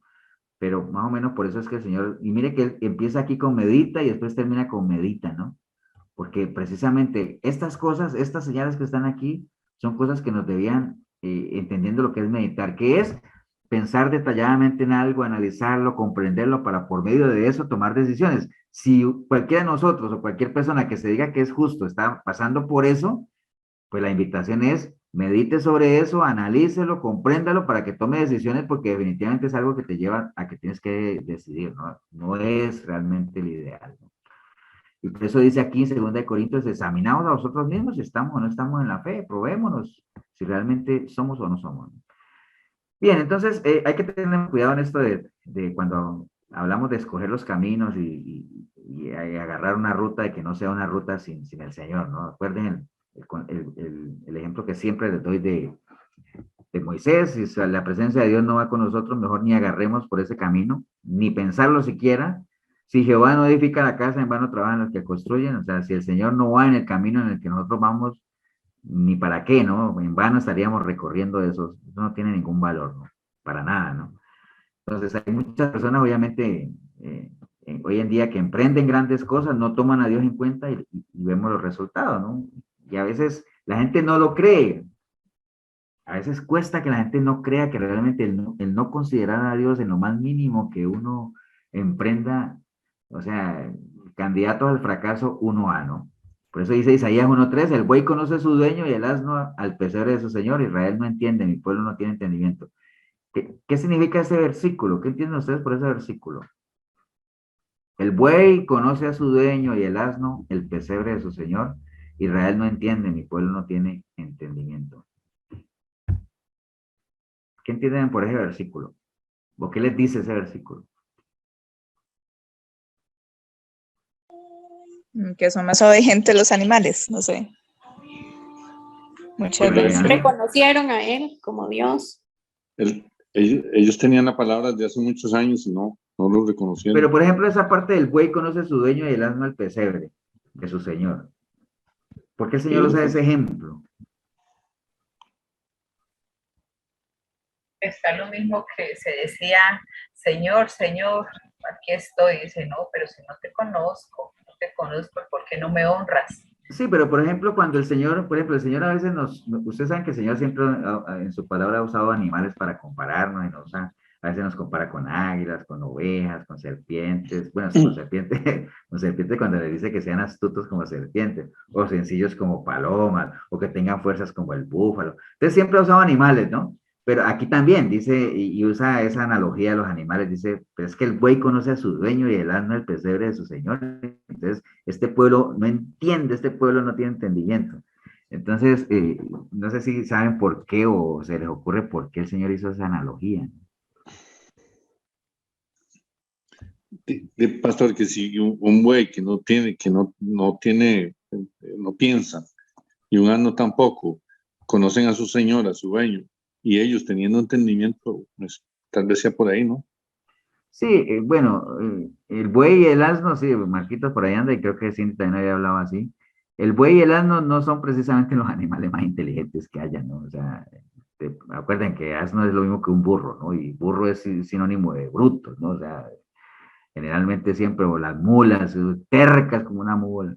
Y el buey también, ¿no? Entonces, son animales que no son muy inteligentes, pero aún así, ellos reconocen quiénes son los que los alimentan, ¿no? El buey conoce a su dueño y el asno el pesebre de su señor, porque recuerde que el pesebre es el lugar donde ellos entraban a pastar, ¿no? Entonces ellos, así sean animales tan brutitos o faltos de inteligencia, aunque todos los animales tienen lo suyo, pero aún así ellos saben quién les alimenta, ¿no? Entonces por eso dice, y este pueblo ni siquiera reconoce quién es el que los alimenta, ¿no? No entienden, o sea, no, ¿me entiende? Era la queja de siempre el Señor con su pueblo, ¿no? Pastor. Entonces, sí. Sí, que sería como que va ligado a la rebeldía y la desobediencia. Sí, porque acuérdense que el pueblo de Israel entre más señales veía de Dios, más rebelde era, ¿no? Más incrédulos, más iban en contravía, o sea, más murmuraban, más de todo, que desafortunadamente hay mucha gente así también, ¿no? Entre más ve la mano del Señor, más malagradecidos son. Entonces, pero bueno, ese es más o menos por qué el Señor usa esa analogía, dos animales que no son los más inteligentes, pero aún así reconocen quién es la mano que les da de comer, ¿no? Bueno, acuerden que en esto, hablando de esto de los caminos, pues obviamente Proverbios 18:1 dice que su deseo busca el que se desvía y se entremete en todo negocio, no toma placer en el necio de la inteligencia, sino que su corazón se descubra, ¿no? Entonces, esto de desviarse, obviamente, acuérdense que desviarse es todo, en algún momento los que hemos andado en carro, desviarse, ¿qué es? Tomar un camino alterno, ¿no? ¿Quién se desvía? Solo el que va bien, ¿no? El que va por la ruta, digámoslo, por la ruta trazada. Llega un momento en que uno se desvía, ¿no? Para cortar camino, para lo que sea, ¿no? Pero solamente se desvía aquel que va por la ruta correcta, digámoslo así. Por eso es que el Señor dice, el que se desvía de la doctrina de Cristo, es porque va en la doctrina de Cristo, el que se desvía de la doctrina de Cristo, pues obviamente no tiene el Señor, ¿no? Entonces, bueno, todos conocemos casos de gente que iba bien y se desviaron, ¿no? Se desviaron, ¿por qué? Porque van tras sus propios deseos, porque ellos se dejaron vencer por las corrientes de este sistema, por todo lo que vimos ahora, se sentó en silla de encarnecedores, escucharon consejo de mal, bueno, dándole el beneficio que en algún momento fueron justos y por andar en sendas que no son tan justas, pues al final terminaron pues desviándose, ¿no? Entonces, pero eso no es de la noche a la mañana, es todo un proceso, realmente hay gente, la gente no se va de los caminos del Señor porque un día amaneció con ganas de irse, es paulatino el asunto, así como la revelación de Dios es progresiva, el alejarse del Señor también va haciendo poco a poco, como Lot, y al final se van alejando, ¿no? Entonces la senda del justo, obviamente, en Proverbios, rápidamente nada más lo que nos falta, en Proverbios 4:18, dice la palabra que la senda de los justos es como la luz de la aurora que va en aumento hasta el día hasta que el día es perfecto. El camino de los impíos es como la oscuridad, no saben en qué tropiezan, ¿no? Entonces aquí lo más importante es, si nosotros queremos, porque estamos viendo varias características que da la palabra de lo que es la senda del justo, ya vimos algunos que era un camino nuevo, un camino vivo, un camino santo, y todo lo que vimos. Además, aquí hay otro también en Proverbios que nos dice que esa senda es como la aurora. Entonces, básicamente, primero dice más la senda de los justos, o sea, asegurarnos que realmente, primero que somos justos y que la senda en la que recorremos es una senda justa, ¿no? Es una senda que obviamente está acorde a lo que nosotros somos, ¿no? Primero es asegurarnos eso, ¿no? De que andemos por la senda del justo, pero dice que es como la aurora. Aquí hay algo bien curioso de la aurora, y es que, ¿qué es la aurora? La aurora es esa luz que aparece inmediatamente antes de que el sol salga, ¿no? O sea, antes de que el sol salga, aparece la aurora, ¿no? O sea, que uno podría decir que la aurora es esa luz que rompe, separa, digamos, lo que es la oscuridad de la noche con el inicio de un nuevo día, ¿no? Entonces, esa es la aurora, ¿no? Y hay algo curioso aquí que se dice, ¿no? Eso es lo que dicen los que saben, que el momento de mayor oscuridad de la noche es cuando está a punto de amanecer. Eso es lo que dicen los que saben. Entonces, pero la aurora es precisamente la que viene a romper eso, ¿no? Esa es la aurora, ¿no? Los que alguna vez han amanecido ahí viendo cómo un momento, no sé si han visto, o sea, que está oscuro y ¡frum! De un momento a otro comienza a aclarecer tremendamente, ¿no? Esa es como la aurora, ¿no? Los que alguna vez han dormido ahí viendo el amanecer, ¿no? Entonces, básicamente, ¿y a qué se refiere eso de que es como la aurora que va en aumento? Pues así tiene que ser nuestra vida, ¿no? O sea, nosotros tenemos que aumentar. ¿Y qué es lo que tenemos que aumentar? Los frutos del Espíritu, el amor, gozo, paz, paciencia, benignidad, bondad. Todo eso tiene que ir en crecimiento, ¿no? Efesios 4:13 dice, hasta que todos lleguemos a la unidad de la fe y del conocimiento del Hijo de Dios, a un varón perfecto, a la medida de la estatura de la plenitud de Cristo. Entonces, morir en el intento por lo menos de alcanzar esa medida, ¿no? La plenitud del Señor, o sea, ir como la aurora en aumento, cada día ir viendo las cosas más claras, ir creciendo, ¿no?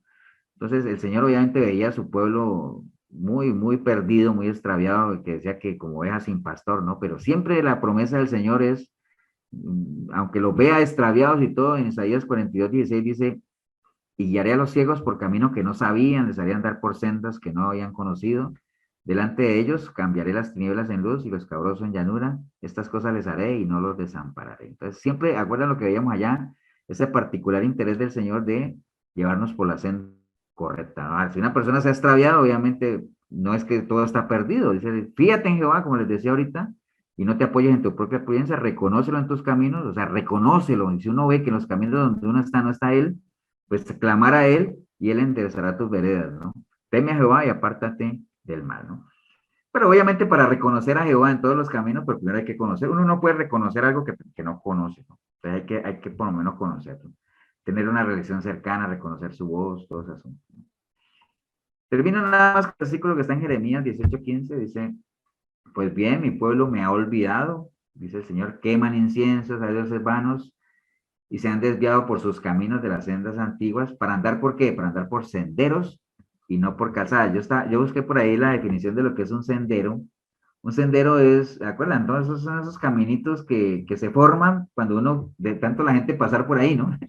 O los La animales de montaña. tanto pasar por ahí. Es un caminito que se forma ahí, pero no es, por eso es que dice calzada, porque ya las calzadas son caminos propiamente hechos, ¿no? O sea, las calzadas, las carreteras, entonces la queja del Señor es simplemente decir, mira, esta gente deja de andar por calzadas, o sea, por caminos que ya están establecidos, por caminos que ya él ya ha trazado, y prefieren andar por senderos, ¿no? Pues caminitos ahí cuando uno anda por senderos, ¿cuál es el riesgo más grande que uno corre?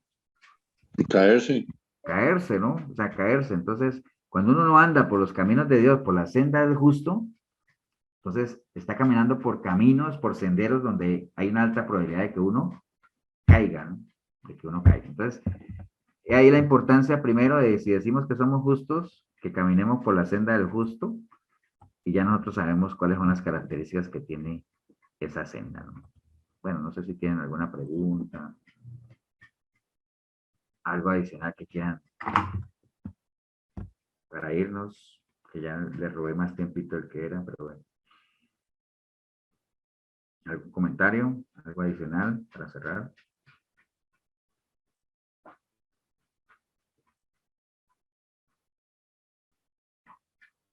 ¿Nada? Todo muy claro.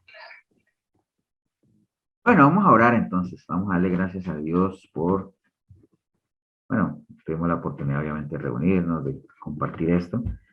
Insisto, a veces son cosas que uno diría, bueno, sí, ya todos lo sabíamos. No, hay cosas que hay que reafirmar, hay cosas que hay que refrescar y sobre todo apoyarnos en cosas que suceden a nuestro alrededor. Todo lo que nosotros veamos que sucede, bueno, usamos un caso natural que pasó la semana pasada para reflexionar sobre algo espiritual, ¿no? Algo que cualquiera nos puede pasar y que no caigamos en lo que mencionaba Pablito, lo que mencionaba Milena, lo que me mencionaban a mí, decir, esa persona es justa, está bien, sí, pero entonces la pregunta del millón es, si es justa, ¿por qué anda en un camino que no es de justos? ¿No? Bien, oremos. Háganos una oración, Marquitos.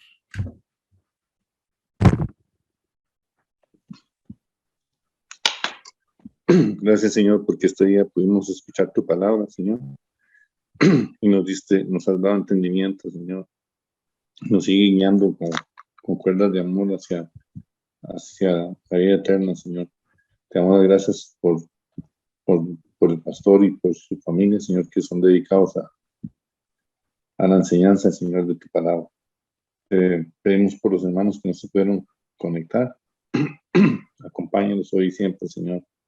Y te damos las gracias siempre, Señor, porque ese pan del cielo que llega fresco a nuestros corazones, Señor.